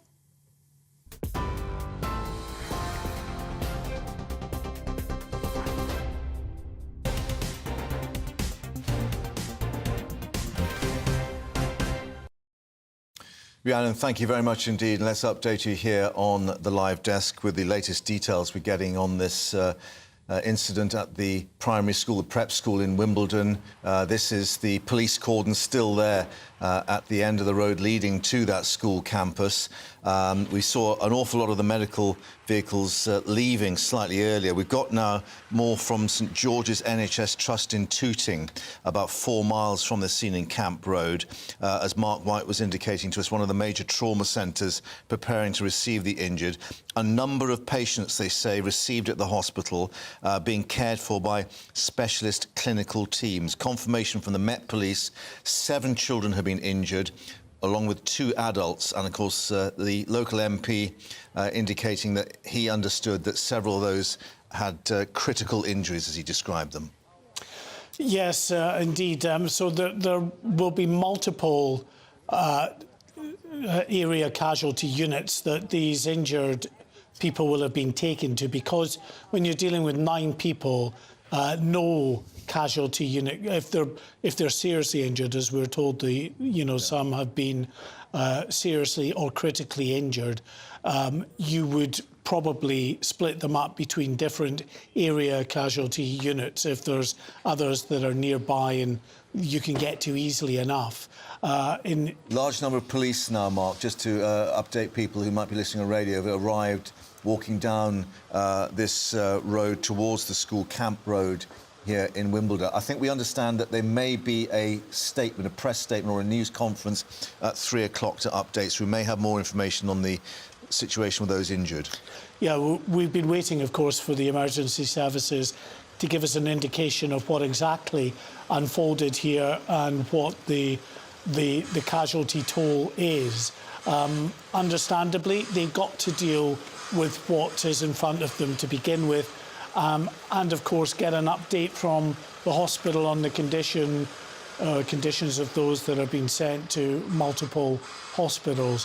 What you're seeing with those additional officers being brought in now is really just to bolster the investigation side of this incident, the immediate response to what was a mass casualty event with 9 people at least injured in this incident is over as such, we understand, but you've still got lots of witness statements to be taken. The specialist officers from the Metropolitan Police Traffic Department, who are best placed to determine just how this accident unfolded, will be there. They'll be trawling through local CCTV pictures. And of course, there's the relatives, the family members of those caught up in this, particularly, that will have to be interviewed, cared for, if they've been given very bad news, of course, as well. So that's why you're seeing lots of officers in. So it's now still a very active scene, but a different kind of activity, not the dealing with casualties, but the investigation.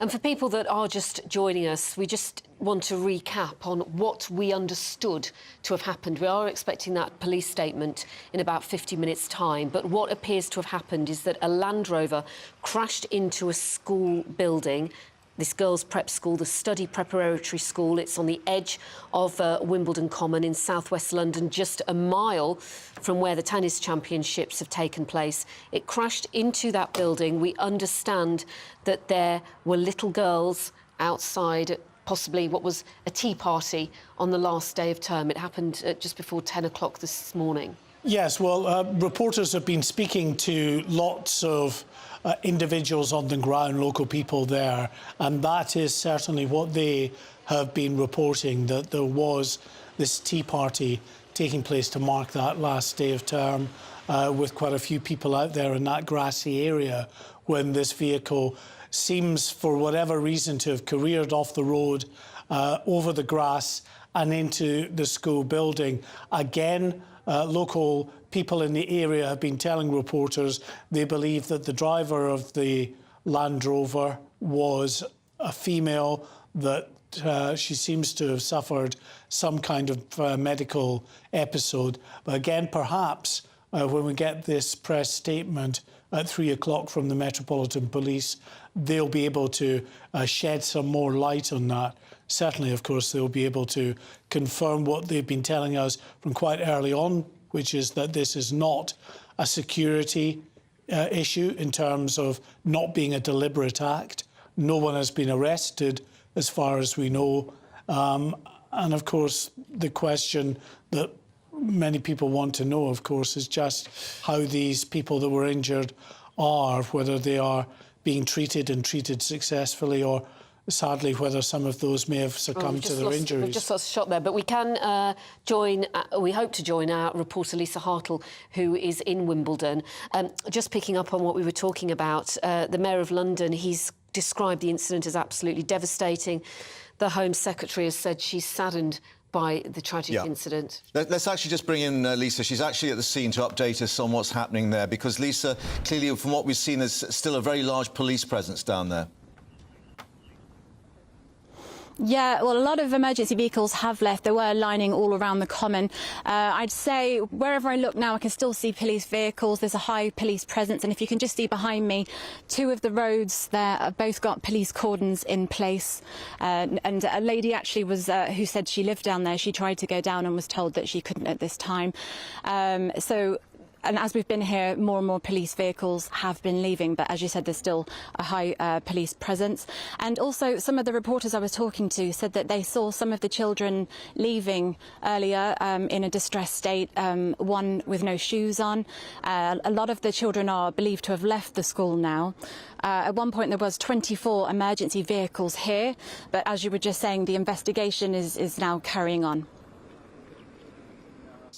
Clearly worried parents coming up to them to ask what's happening. I understand they've been taking their details in terms of names and addresses and so on to try and get a picture about which children were at the school at the time.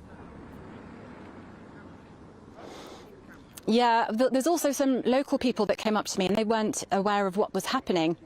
And obviously when you explain what's happened, they were distressed and they couldn't believe that this had happened, especially as this is a very quiet area. There's a 20-mile-an-hour zone around here, but I don't know if you can tell from, well, probably the pictures have already been playing, but it's a very narrow road. And as I heard Stephen Hammond, the local MP, said that it's very difficult to pick up speed. It's the kind of road where you'd have to pull over to let another vehicle go. So it's very surprising, they say, for this to have happened. Yeah, and the school is very well known in the area, isn't it? And I know people who live there, who've had children who've gone to the school, who describe Wimbledon as being like a little village in London. So this community is going to be absolutely shaken by what has happened today. Yeah, exactly. That's why some of the people walking along here, they didn't want to talk on camera, but they were just saying it was shocking and obviously distressing, especially with with children involved so young. The school takes children from 4 years old up to 11, so it's definitely a very tragic day for local people around here. And we do understand this was the last day of term, so clearly they had these special events maybe outside going on. And the area of the school where the car hit, this was for the younger children, what, 4 to 8 years old? Yeah, that's, again, the local MP, Stephen Hammond. He said, obviously his daughter, he said, went there in past years. And, yeah, it's for that particular building outside there where it was, where the car collided. That is a place where children as young as 4 to 8 attend. And of course, being the last day of term, it's one where children celebrate breaking up for the summer holidays. So yeah, it's believed that there was some kind of activity going on outside when the accident happened. Lisa, thank you very much indeed for updating us there with the latest at the scene. As you say, the police cordon's still in place, but we'll get more details a little later. Thank you very much indeed. Mark, just looking at the scene there, it is quieter. Emergency services appear to have left, although there's still a lot of police activity going on. Yeah, and a couple of the images there, we saw that Range Rover, Land Rover, I should say, newer model that was impacted, that had impacted the side of the building, and not a lot of damage to that Land Rover. It appears the front end of it has been somewhat damaged, and a little bit of superficial damage to the front of the building. But actually, it doesn't appear to have been a very high-speed crash into the building, at least, by the looks of it. But clearly, it must have been travelling at some speed going across the grass in order to have injured those individuals who were on the grass. And no official confirmation as yet, but certainly several reports that a woman driver may have suffered some kind of medical incident or a seizure, something of that nature, before that occurred. Yeah, those are reports that have come from reporters on the scene for a number of publications who've been speaking to local people. One or a few reports suggesting that this woman had left the local golf club, which is just opposite the school. Whether that's true or not, I don't know. It's possible the car was just passing by the golf club, but that's certainly some of the reports that the woman had left the golf club, suffered a medical episode, and the vehicle had lost control and careered onto that grassy area where these young children were celebrating the last day of term. As we can see, the ambulance is still there on standby. We've seen a lot of police activity, but just to update you, as we were saying, 3 p.m. now, we understand a police statement and update on the latest, and of course we'll have that live for you here on GB News. Mark, for the moment, thank you very much indeed. More as we get it, of course. The Prime Minister, Rishi Sunak, could be facing yet another by-election. It could be his 5th, after Parliament's Standards Committee recommended an 8-week suspension for the former Tory Deputy Chief Whip Chris Pincher. Well, the watchdog found that he did drunkenly grope, as they said, two men at London's Carlton Club last summer. The report saying his action showed an abuse of power. Well, he sincerely apologised once again for his behaviour and also says he's seeking medical help. Let's cross to Westminster and join our political reporter Olivia Utley. Olivia, it's another bad day for Rishi Sunak, isn't it? The problems for him just keep mounting up. Absolutely. This is a massive headache for Rishi Sunak. He is already facing 3 by-elections on the same day, on the 20th of July, later this month, for Boris Johnson, Nigel Adams, Boris Johnson's ally, who resigned, and David Warburton, who was sacked following allegations of drug misuse and sexual misconduct. Those by-elections, he's feeling pretty nervous about all of them. Boris Johnson himself only has a majority of 7,000. Labour is campaigning hard there, and it's thought that they might well overturn that slim majority. Now it looks very likely indeed that he will also be facing a by-election in Tamworth, Chris Pincher's constituency. Now there is a majority of 19,000 for the Conservatives, which in normal times one would say is very safe indeed. But of course the Conservatives have now consistently been trailing so far behind in the polls that even majorities of that magnitude are looking a little bit dicey. And of course Labour will be throwing everything it's got at this by-election, all of their resources, lots and lots of activists we can expect to see there, all sorts of shadow ministers. Now it isn't certain yet that there will be a by-election. What happens now is the Standards Committee have released their report. The House of Commons then gets to decide whether to agree to the recommendations put forward in the report, in this case an 8-week suspension. It seems pretty much certain that MPs will agree to the report. Then there will be a recall petition, which essentially puts the ball in the constituency of Tamworth's court. So constituents will get to decide whether or not they have faith in Chris Pincher. If just 10% of them sign that petition, then we can expect a by-election and all of the trouble that will entail for the Prime Minister. But let's see what the residents of Tamworth have to say. Olivia, thank you. Apologies for interrupting. Mark, you have some breaking news for us on this incident in Wimbledon. Yeah, a statement from the Metropolitan Police saying we can now confirm that sadly a child has died following an incident where a car collided with a building at a school in Wimbledon. Detective Chief Superintendent Claire Kelland, the local police commander for the South West London area, said this is tragic news and our thoughts are with the girl's family and friends and everyone affected today. We remain at the scene and are continuing our investigation into the full circumstances of the incident. Now, they said we can also confirm that the driver of the vehicle, a woman aged in her 40s, has been arrested on suspicion of causing death by dangerous driving. And again, this is just now going to confirm that police were called at 9:54 in the morning on Thursday, the 6th of July, to reports that a car had collided with a building at the Study Prep, a school in Camp Road in Wimbledon. Officers attended, along with paramedics from the London Ambulance Service and the London Air Ambulance. There have been further injuries, and we await an update from the London Ambulance Service. The driver of the vehicle stopped at the scene.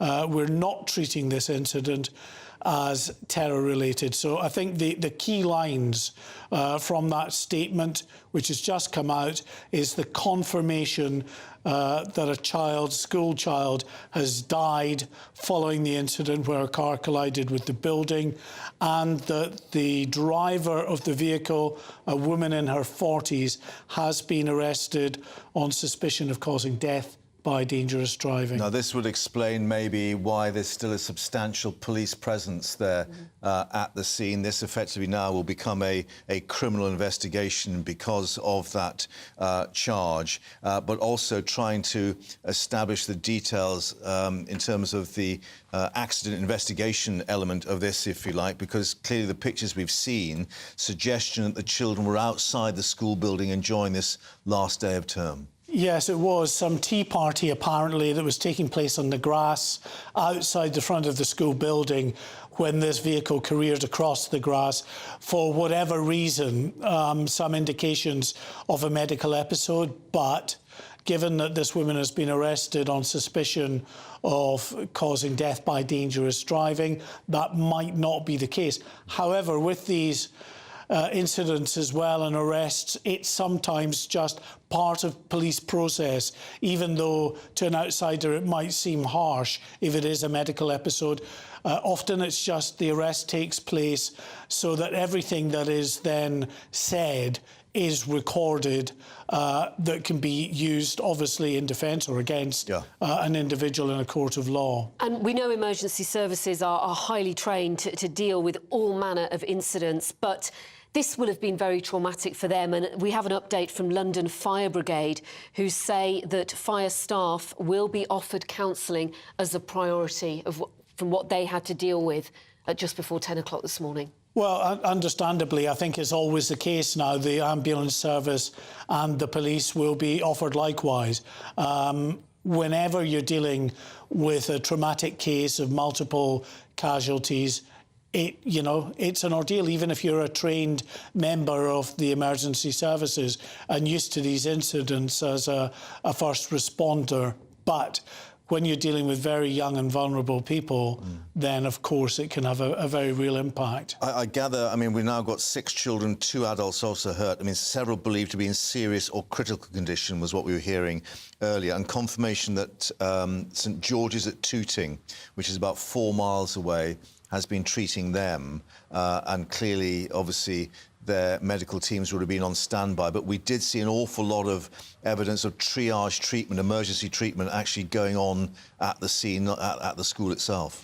Yeah, there were sort of yellow tarpaulin that was on the ground, basically outside the front of the school. That's an area where patients are laid down on, so that it's a bit sterile and they can be worked on by the emergency services.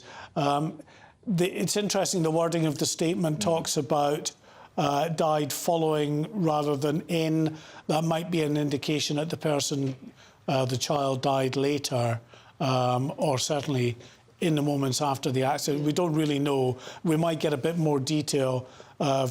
Detective Chief Superintendent Claire Kelland is the officer that I think is in charge of the case at the moment and may well be speaking, I think, at 3 o'clock. Yeah, 3 o'clock. We've got confirmation they're going to update their statement. But, I mean, let's reflect. You were saying about Home Secretary Suella Braverman and what she was saying earlier, that she was saddened by the incident. My thoughts are with everyone affected. I'd like to thank emergency responders at the scene. It's important they're now able to carry out their investigations. But from the language being used and Sadiq Khan, indications they knew clearly how serious the incident was. I think so. It was clear, even though we didn't know, we didn't have official confirmation. But when you start talking about tragic incidents, it seems to have sort of moved it on a bit from injuries. And but now we are talking about a bereaved family, a child, a very young child who was on their last day of school, looking forward to the summer holidays. And this morning, their family has had to be told that they have died. What an awful, awful day for this family. Yes, and the detective in charge said, that in her statement, in a brief statement, she said, this is tragic news and our thoughts are with the girl's family and her friends and everyone affected today. That whole school will be affected, of course, by what has happened because, well, at the moment, one girl has died, but others have been injured and many more will have been on the grass outside the front of the school and seen this incident unfold. So, they will have been really right up close of what happened there, and it's just clearly going to be a very traumatising event for them. Which they'll have to process. Were earlier, just to reflect, if you're watching, these are not live pictures, but clearly a lot of ambulances were leaving earlier. And obviously, in terms of Sadiq Khan, the Mayor of London, the Home Secretary, Shadow Home Secretary Yvette Cooper, indicating how thankful and grateful they were to the emergency services with what's been a huge reaction, a huge operation here. Yeah, I mean, it was because it happened, of course, just a mile away from the All England Club in Wimbledon anyway. There were a lot of resources in that area, but also the first thing that comes to the mind of us, and I'm sure the emergency services, when they get an incident like this, is could this be a deliberate act? And if it's a deliberate act, it's a magnitude much higher in terms of the response that you'll get from the emergency services. And that's why we saw a very significant response. And of course, it became clear as the first officers arrived on scene that you're not just dealing with one injured individual, they were dealing with 9 and lots of other traumatised and frightened children as well at the scene. So it was a big event they were dealing with, and that's why you saw a big response in terms of the paramedic vehicles, the hazardous response vehicles, the rapid response vehicles, of course the air ambulance, because what they do now in these incidents as well is they will put senior medical staff on scene. They won't just wait for casualties to arrive in hospital. They will get them to the scene as quickly as possible to try to stabilise patients before they're then moved on to the area trauma centres to give them the best possible chance of surviving. Mark, thank you very much indeed. So let's just reiterate, as Mark was saying, 3 o'clock we're expecting an update, more details, but confirmation now from the Metropolitan Police. 1 girl has died, a woman in her 40s arrested on suspicion of causing death by dangerous driving after that Land Rover crashed into the prep school building in Wimbledon. Let's get an update from the news desk now, the headlines with Rhiannon.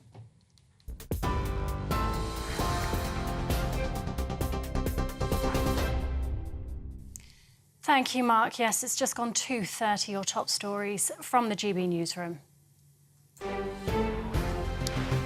As we've been hearing, a girl has died after a Land Rover crashed into a primary school in Wimbledon.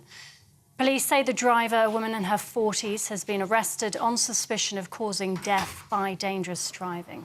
Police say 8 other people were injured and they await an update from the London Ambulance Service. Officers were called just before 10 this morning to reports a car had crashed into a building at the Study Prep School in Camp Road. Police say the driver had stopped at the scene of the crash. Local MP Stephen Hammond says an investigation is now underway. The Standards Committee has recommended that former Government Whip Chris Pincher be suspended for 8 weeks. Mr Pincher is accused of drunkenly assaulting 2 men at London's Carlton Club. Shadow Education Secretary Bridget Phillipson told GB News the suspension could lead to a by-election. The government has launched a bid to take its Rwanda deportation policy to the Supreme Court. Last week, the Court of Appeal overturned an earlier High Court ruling which found Rwanda could be considered a safe third country.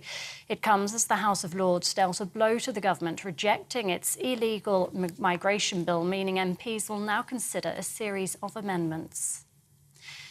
And 4 retired police officers involved in the first Stephen Lawrence murder investigation will not face criminal charges. The Crown Prosecution Service says it's satisfied the National Crime Agency had fully investigated their actions following his murder in 1993. The initial investigation failed to bring anyone to justice. 2 of Stephen's murderers were eventually jailed in 2012. And you can get more on all of those stories by visiting our website, gbnews.com.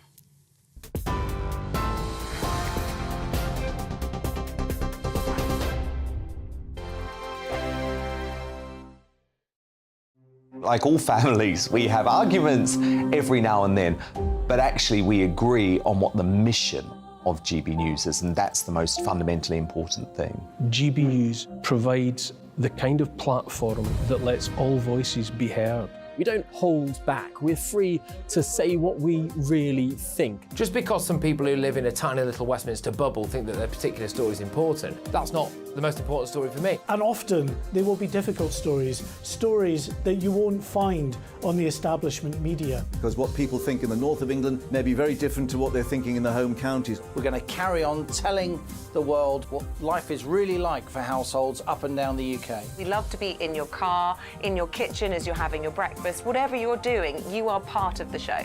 If it matters to you, it matters to us. Britain's watching. Britain's watching. Britain's watching. We're proud to be GB News, The People's Channel. Britain's news channel. Join me, Patrick Christie's Monday to Friday, 3 till 6. We tackle the day's news agenda like you've never seen before. It's high tempo, high octane, the most controversial topics and the best guests. You will not be able to take your eyes and ears off it. I'm not afraid to ask the questions that you really want answered. 3 till 6 p.m. Monday to Friday on GB News, the People's Channel, Britain's news channel. Join me, Camilla Tominey, on Sunday mornings from 9:30, taking the politicians to task and breaking out of SW1 to see how their decisions are affecting you across the UK. Bursting the Westminster bubble every Sunday morning, only on GB News, the People's Channel. Britain's watching. Join us every night on GB News at 11 p.m. for Headliners, which is 3 top comedians going through the next day's news stories, which is exactly what you need, because when the establishment has gone crazy, you need some craziness to make sense of it. So join us 11 p.m. every night on GB News, the People's Channel, Britain's news channel. Hi, I'm Dan Wootton. You can watch me live on GB News Monday to Thursday from 9 p.m. And did you know that you can also watch and listen live on our website, gbnews.com. You'll always be up to date on the latest breaking news, as well as enjoying the best stories, opinions and shows. You can even join the debate under our live player as you're watching. So head straight to gbnews.com on TV, radio and online. GB News, Britain's news channel. So Jubes and Kerr, we tackle the issues of the day with real robust debate, both sides of the fence, battling it out with me in the middle with my forthright opinions and views. And often really interesting things happen because you start with a position and then by the end of the debate you find actually, well, I might not have thought about that one. What we need in this country is 2 new political parties. You should maybe think about doing a 2024 calendar. I'm Michelle Dewberry and I'm keeping you company right through until 7 o'clock this evening. GB News, the People's Channel, Britain's watching.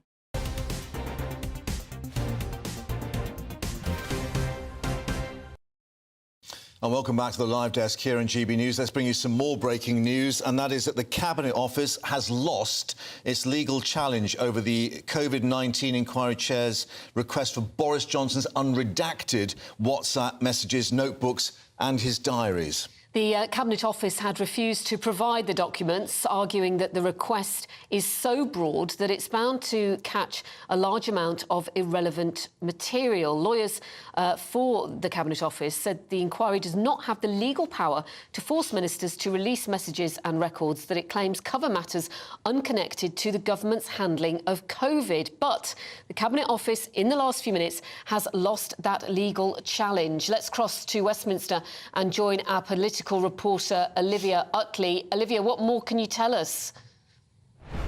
Yeah, this has been quite an interesting and quite a confusing story from the beginning. The Cabinet Office argued that it didn't want to release Boris Johnson's unredacted WhatsApps on the grounds that, not there was something embarrassing in there that they wanted covered up, although some speculated in Westminster that that might be the case, but simply because if the inquiry is allowed to access all sorts of messages that Boris Johnson sent, then it sets a precedent. And of course, we're expecting the COVID inquiry to go on for a number of months, if not years. And over that time, the Cabinet Office is worried that it will end up accessing material which will put in jeopardy the personal lives of not just ministers, but civil servants as well. So that was the Cabinet Office's argument. It said that, no, we don't want to start releasing all sorts of irrelevant material to the COVID inquiry because there is this worry about privacy.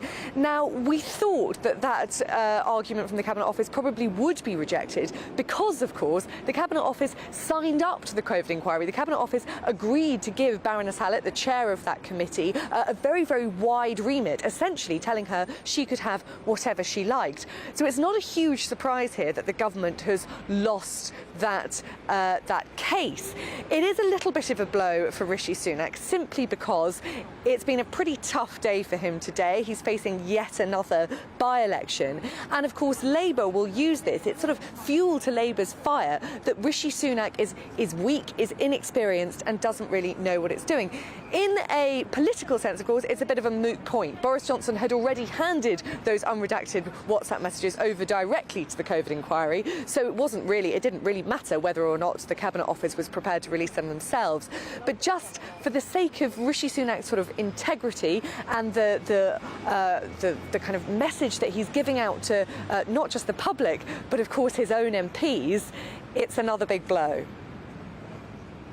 I mean, two lawyers, Hugo Keith KC, for the inquiry itself, saying the idea that the Cabinet Office could decide what was relevant would emasculate this and future inquiries. And obviously Baroness Hallett said, you know, it's up to her to decide what's actually relevant or not. But we've also got Lord David Pannick KC on behalf of Boris Johnson, saying there was a real danger of undermining public confidence in the process. So Johnson was agreeing, if you like, with the position of the inquiry itself.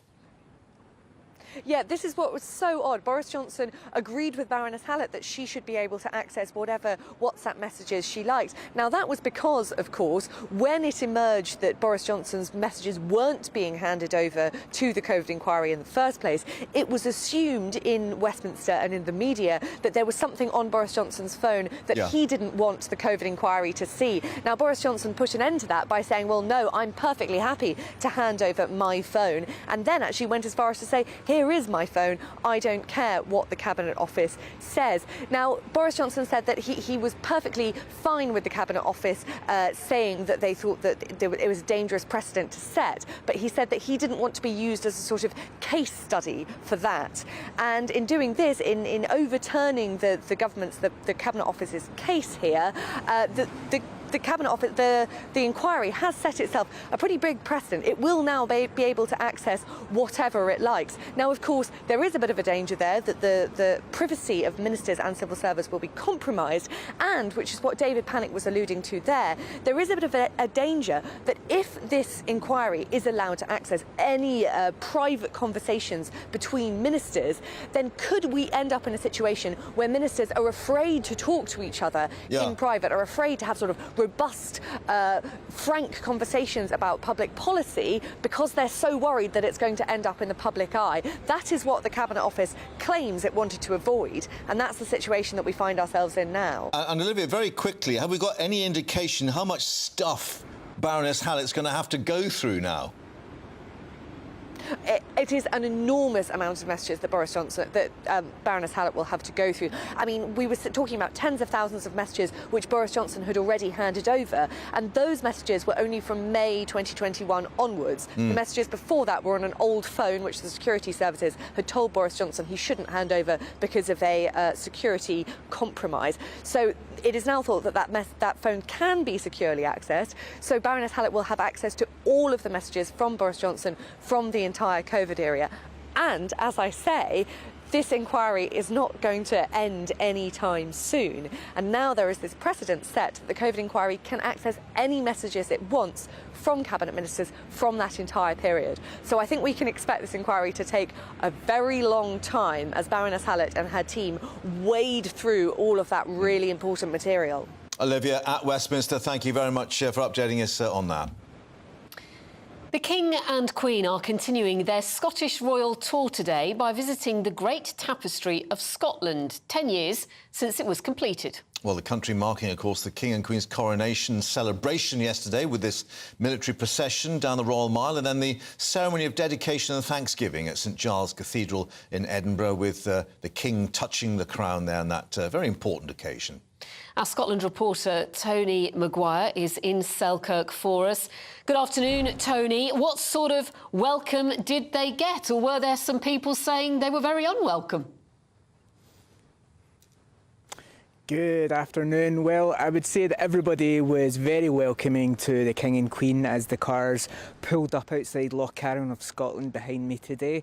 This was their second engagement of the day. Very much looking at their diary, it feels like this was a real foot off the gas day after the celebrations and the pomp and ceremony that happened around St Giles Cathedral and the Royal Mile yesterday. However, the cars pulled up. The King and the Queen both gave the small crowd, I would say of about 12 or 15, a bit of a wave, and they went inside. They got a nice tour of the facility. We heard them talking to staff, and we could hear even from out here quite a lot of laughter and going on. Of the King, of course, very fond of donning a kilt anytime he's in Scotland, and certainly after I spoke to you an hour ago, I ended up down somewhat of a rabbit hole looking at all the tartans that he wears and why he wears them. Today, certainly, he was wearing the Prince, bigger pardon, the Duke of Rothesay tartan. Now, the Duke of Rothesay, of course, that is now the Prince William's official title here in Scotland, seeing as he is now the heir apparent, and the King today donning that, obviously wanting to wear some of his best threads around the people who know tartan better than anyone else, like those here at Loch Carron of Scotland. You might also have heard of the Balmoral tartans, quite a famous one, but that is fully reserved for the royal family, and you can't purchase it or indeed sell it anywhere else in Scotland, and that's been that way for the best part of the last 100 years. And then, of course, you might more commonly have seen the King in the Prince Charles Edward Stuart tartan, like the one he wore when he visited Edinburgh in September last year. So the King knows his tartans, and it certainly seemed like he enjoyed talking to the staff and he enjoyed figuring out the full extent of the business that's done here and the tartan that gets shipped all around the world. Before that, as you said, he visited the Great Tapestry of Scotland, which is kind of an episodic tapestry painting out the long, troubled and colourful history that we have here in Scotland, and that was finished some years ago, but now certainly he seemed to enjoy kind of featuring this part of the world at the tail end of his trip after some rather busy days. What was particularly lovely was that Queen Camilla added a final stitch to this new panel, and the panel actually features an image of her 2 Jack Russell rescue dogs, and she added the final 3 stitches to their little collars in this tapestry, which is just gorgeous. Yeah, that's absolutely lovely. I hadn't seen that actually, so that is news to me. But certainly here in Scotland, as I imagine it is south of the border as well, we're a nation of dog lovers, and anywhere we can get a meme or a stitching or a cross-stitch of a dog, we can do it. Well, let's cut to the chase, of course. We were pulling Cameron's leg that he wasn't wearing his kilt for the occasion in Edinburgh. We have to ask, is there a Maguire tartan, and are you actually featuring it?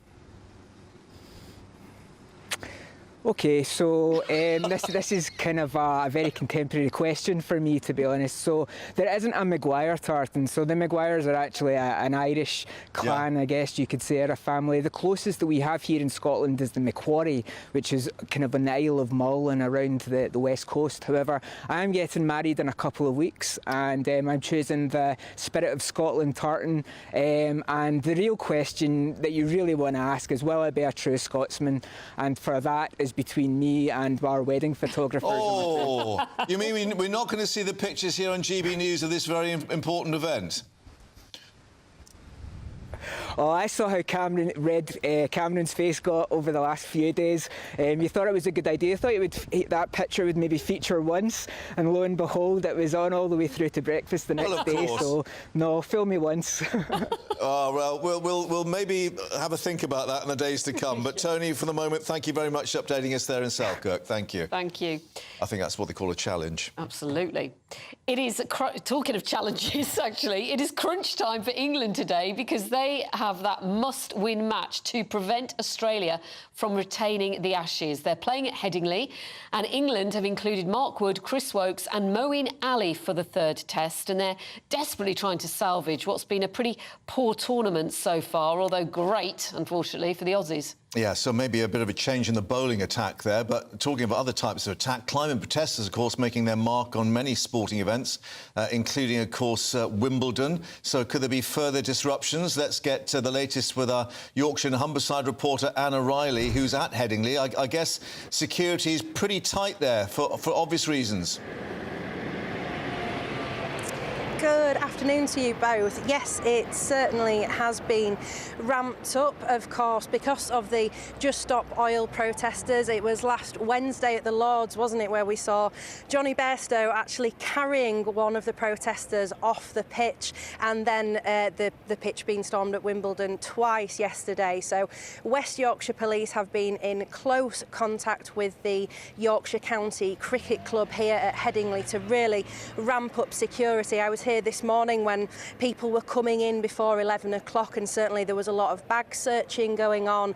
I saw dog handlers as well sniffing bags. So yes, there's been a lot of security that has been ramped up here, and not only for that, but also of that controversial atmosphere between Australia and England, with Johnny Bairstow being struck out as well. So they didn't want any controversy between fans. We did hear a little bit of booing at the coin toss when Pat Cummins, the Australian captain, spoke, but otherwise there has been a rather jovial atmosphere here. You can see behind me there is police here near the Western Terrace, and that's where a lot of the atmosphere is coming from. There's been beach balls thrown around and a lot of joviality going on. But I spoke to people about what they thought about the Just Stop Oil protesters, and this is what they had to say. To the Just Stop Oil action, I think there is a point in their argument. However, I don't think spoiling the enjoyment for millions is the way to go. I think there's other ways to protest rather than doing what they're doing. They have a point, but I don't think they need to express it in this way to disrupt the sports. Take them off and let's get on with the game. That's what it's about, really. I think it's scandalous, to be fair. Just don't agree with them interrupting any sporting events. We saw them at Lords, they're still going. I don't know, they've got their message to get out, so I guess they've got to try and get attention some way. I can't wait to see Just Stop Oil get past the Western Terrace at 5 o'clock tonight. I think it'll be fantastic. Great spectacle. Bring them in. Let's see them get past the Western Terrace, that's what I say. So the majority of people there saying that they disagree with the actions of Just Stop Oil. Nothing has happened so far, so that security has been tightly in place, and let's hope for the fans here that this match doesn't get ruined for them. Yeah, and have you managed to speak to any Australians, and what was their response? Yes, I did speak to one Australian in the queue, and their response was the same as well in terms of protesting. And she also said she hoped that both sides would get on, because there were some rumblings in the queue earlier of cries of cheat and things like that. But no, atmosphere seems good so far. Everybody getting on, and of course, if you're an England fan, rooting for England. OK, well, thanks very much indeed for joining us, and we'll let you avoid the rush from that Western Terrace there at 5 o'clock. Thank you very much indeed. Now, we have been following developments in Wimbledon, where a car crashed into a prep school earlier today, just before 10 o'clock this morning. We now know that a child has died, a little girl has died, and we understand that 6 other children were injured, as well as 2 adults. The Metropolitan Police say a woman in her 40s has been arrested on suspicion of causing death by dangerous driving. We stand, the others have been treated at Tooting at St George's Hospital, and we'll get an update on their condition and the rest of the investigation coming up at 3 o'clock with the Met Police. We'll have that live for you here on GB News. Stay with us. Well, just tell you a bit more about what we know on the operation there in Wimbledon itself, because certainly the air ambulance was deployed and also those being treated at the scene in terms of the triage.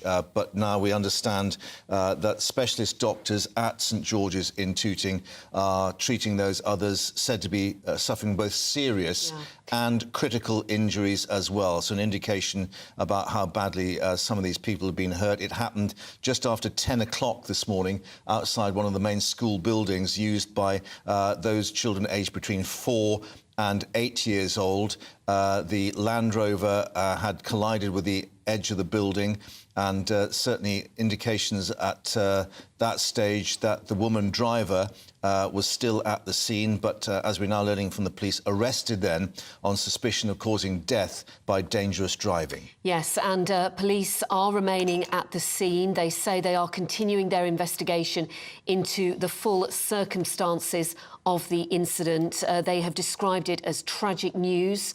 And say their thoughts are with the girls' family and friends and everyone affected today. The Mayor of London, Sadiq Khan, has described the incident as absolutely devastating.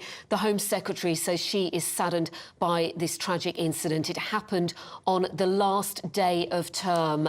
Young children at this prep school in southwest London looking forward to the summer holidays. There is a statement coming very soon from the Met Police. We will bring you that here on GB News. I'm Alex Deakin, and this is your latest weather update from the Met Office for GB News. Wet and windy weather has already moved in across Northern Ireland, and it's going to become more extensive across Scotland thanks to this area of low pressure. There's more of those waiting in the wings for the weekend as well. But high pressure is still controlling things across a good chunk of England and Wales. Yes, we've seen 1 or 2 showers, but most places here staying fine through this evening, and some good spells of sunshine across the south. But wet and windy weather for Northern Ireland, spreading across Scotland. Some heavy bursts of rain, particularly through the southwest of Scotland. A little bit of rain at times for northwest England, north and west Wales too. But most of England and Wales having a dry night and a clear night, certainly across many central and eastern parts. A warmer night than last night. Temperatures in most towns and cities staying in the teens. A wet start then to Friday for Northern Ireland and much of central and southern Scotland. That rain will pull away to the north. Most of England and Wales sunny and hot in the sunshine as well. And the humidity may spark some afternoon thunderstorms across the west of Northern Ireland and 1 or 2 over the west of Scotland. But generally turning drier across central Scotland. Temperatures here and for Northern Ireland into the low 20s, but widely into the mid, even high 20s across eastern England. 30 Celsius is possible. It will be hot and humid on Friday evening and staying that way through the night as well. Quite an uncomfortable night for some with the largely clear skies, but a change then as we head into Saturday. And those weather systems we saw earlier out in the Atlantic bringing the risk of heavy thundery showers from Saturday morning onwards across the southwest, but then spreading to the Midlands, up into Scotland and eventually into eastern parts of England. Some torrential downpours are possible on Saturday. Large hailstones, gusty winds as well. A very warm and humid day across the east, but as the storms clear, it will start to turn fresher from the southwest. A mixture of sunshine and showers then as we head into Sunday, and it will be a fresher day for all of us. Goodbye. When the news happens, it happens here. And really important breaking news. Breaking news this morning. On TV, radio and online, the news starts here on Britain's Newsroom. All the biggest stories and the answers that you need from across the UK and beyond. Join Britain's Newsroom from 9:30 on GB News. The People's Channel, Britain's news channel. In a world of dull and predictable radio and TV shows.